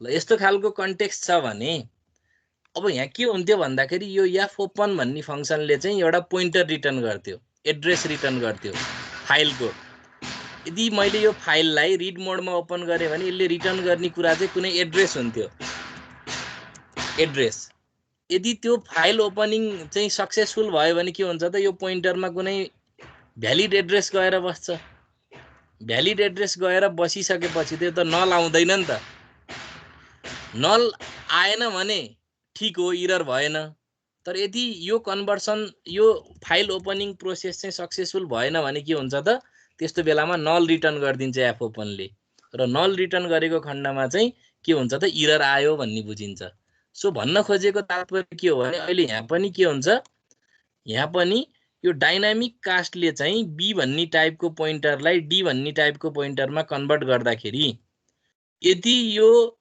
pointer conversion successful भयो भने एउटा कुनै भ्यालिड एड्रेस आउने भयो अहिले मैले हाइलाइट गरेको ठाउँले हाइलाइट गरेको कुराले के रिटर्न गर्ने भयो त एउटा भ्यालिड एड्रेस रिटर्न गर्ने भयो र त्यो नल हुने भएन नट इक्वल टु नल हुने भयो नट इक्वल टु नल हुँदाखेरि कन्भर्सन सक्सेसफुल भन्न खोजेको वर्क्स भनेको र यदि यो कन्भर्सन सक्सेसफुल नभएको भए चाहिँ यहाँ can not cast B to D भन्थ्यो र अहिलेको केसमा कन्भर्सन सक्सेसफुल हुने भयो र डाइनामिक कास्टले चाहिँ जे पाए त्यही कन्भर्सन गरिदिँदैन टाइप चेकिङ एकदम स्ट्रङ हुन्छ यदि कन्भर्सन गर्न नमिल्ने खण्डमा यसले मिल्दैन भनिदिन्छ त्यो बेलामा चाहिँ यसले नल रिटर्न गरिदिन्छ के बुझ्नुभयो नि सर अनि कस्तोलाई कस्तोमा कन्भर्ट गर्ने भन्ने के त्यो कम्पाइलरको आफ्नो छुट्टै हो कि के हो हैन यो कम्पाइलरमा डिपेन्ड हुने कुरा हैन यो चाहिँ तपाईले कस्तो खालको काम गर्न खोज्दै हुनुहुन्छ भन्ने कुरा तर एउटा कुरा के बुझ्नुस् भन्दाखेरि तपाईले अब कुनै पनि पावरफुल प्रोग्रामिङ गर्दै हुनुहुन्छ भने you need to implement some data structure र डाटा स्ट्रक्चर गर्दाखेरि तपाईले अब लिंक्ड लिस्ट स्ट्याक क्यू डिक्यूहरु यस्ता पपुलर डाटा स्ट्रक्चरहरु युज गर्नुहुन्छ र विभिन्न अल्गोरिदमहरु तपाईले इम्प्लिमेन्ट गर्न पर्ने हुन्छ जस्तै फर इक्जाम्पल मेरो ब्याकग्राउन्ड नोइजलाई हजुरले एक्सक्युज गर्नु होला तर म बोलिरहेको छु हैन सो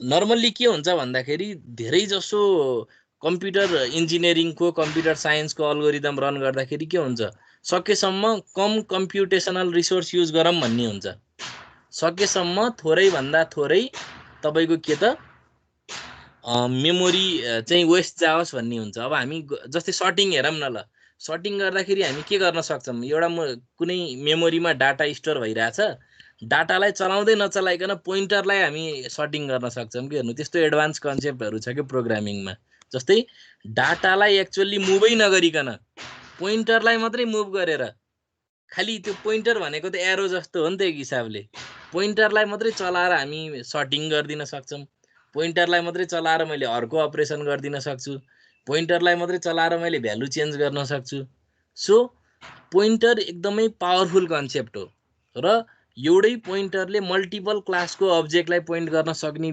चाहिँ सुविधाहरु नि हुँदो रहेछ यदि त्यहाँ कन्भर्सन भ्यालिड भयो भने सेन्सिबल कन्भर्सन भ्यालिड कन्भर्सन भयो भने के हुन्छ त एउटै पोइन्टरले नि विभिन्न क्लासका डिफरेन्ट टाइपका अब्जेक्टहरुलाई पोइन्ट गर्न सक्यो र त्यस्तो बेलामा चाहिँ एकदमै कम्प्लिकेटेड अपरेसन्सहरु गर्न सक्छौं जस्तै अब तपाईले अपरेटिङ सिस्टमको सर्टेन कर्नलहरु लेख्नु होला सिस्टम सफ्टवेयरहरु लेख्नु होला त्यसमा चाहिँ अब विभिन्न कम्प्लिकेटेड डाटा स्ट्रक्चरहरु हुन सक्छन् सो यी सबै कुराहरु जब तपाई प्रोग्रामिङको अलिकति डेप्थ बुझ्दै जानुहुन्छ तब यी कुराहरु इभिडेन्ट हुँदै जान्छन् अब हजुरहरुले चाहिँ यो सेकेन्ड सेमेस्टरमा पढ्दै हुनुहुन्छ यो कोर्स हैन सो अब माइक्रो प्रोसेसर पनि हजुरहरुले पढ्दै हुनुहुन्छ तर अब अलिकति हजुरहरुको यो कोर्सको प्रोग्रेसन अलि अर्कै खालको भएको हुनाले कतिपय कुराहरु हजुरहरुलाई छिटै रियलाइज पनि हुन सक्छ कतिपय कुराहरु ढिलो रियलाइज पनि हुन सक्छ तर यदि कुरा बुझ्नुस् कि पोइन्टर कन्भर्सन अनि पोइन्टरको युज भनेको चाहिँ एकदम व्यापकै हुन्छ। यदि तपाईँले ल फर इक्जाम्पल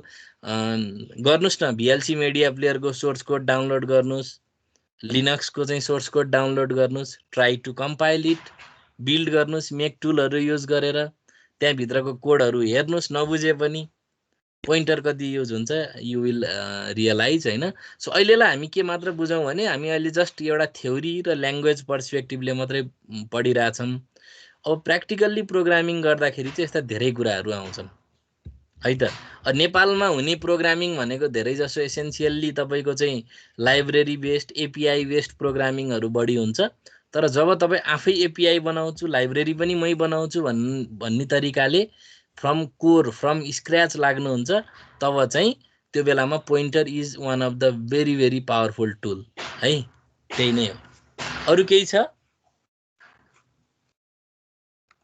छैन सर। अरू साथीहरूको केही क्वेरी?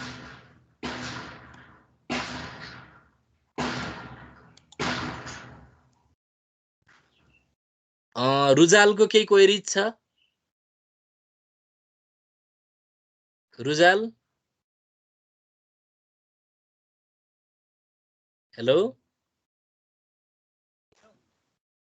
रुजाल, सन्देश चिटौला, के क्वेरी छ हजुरहरूको?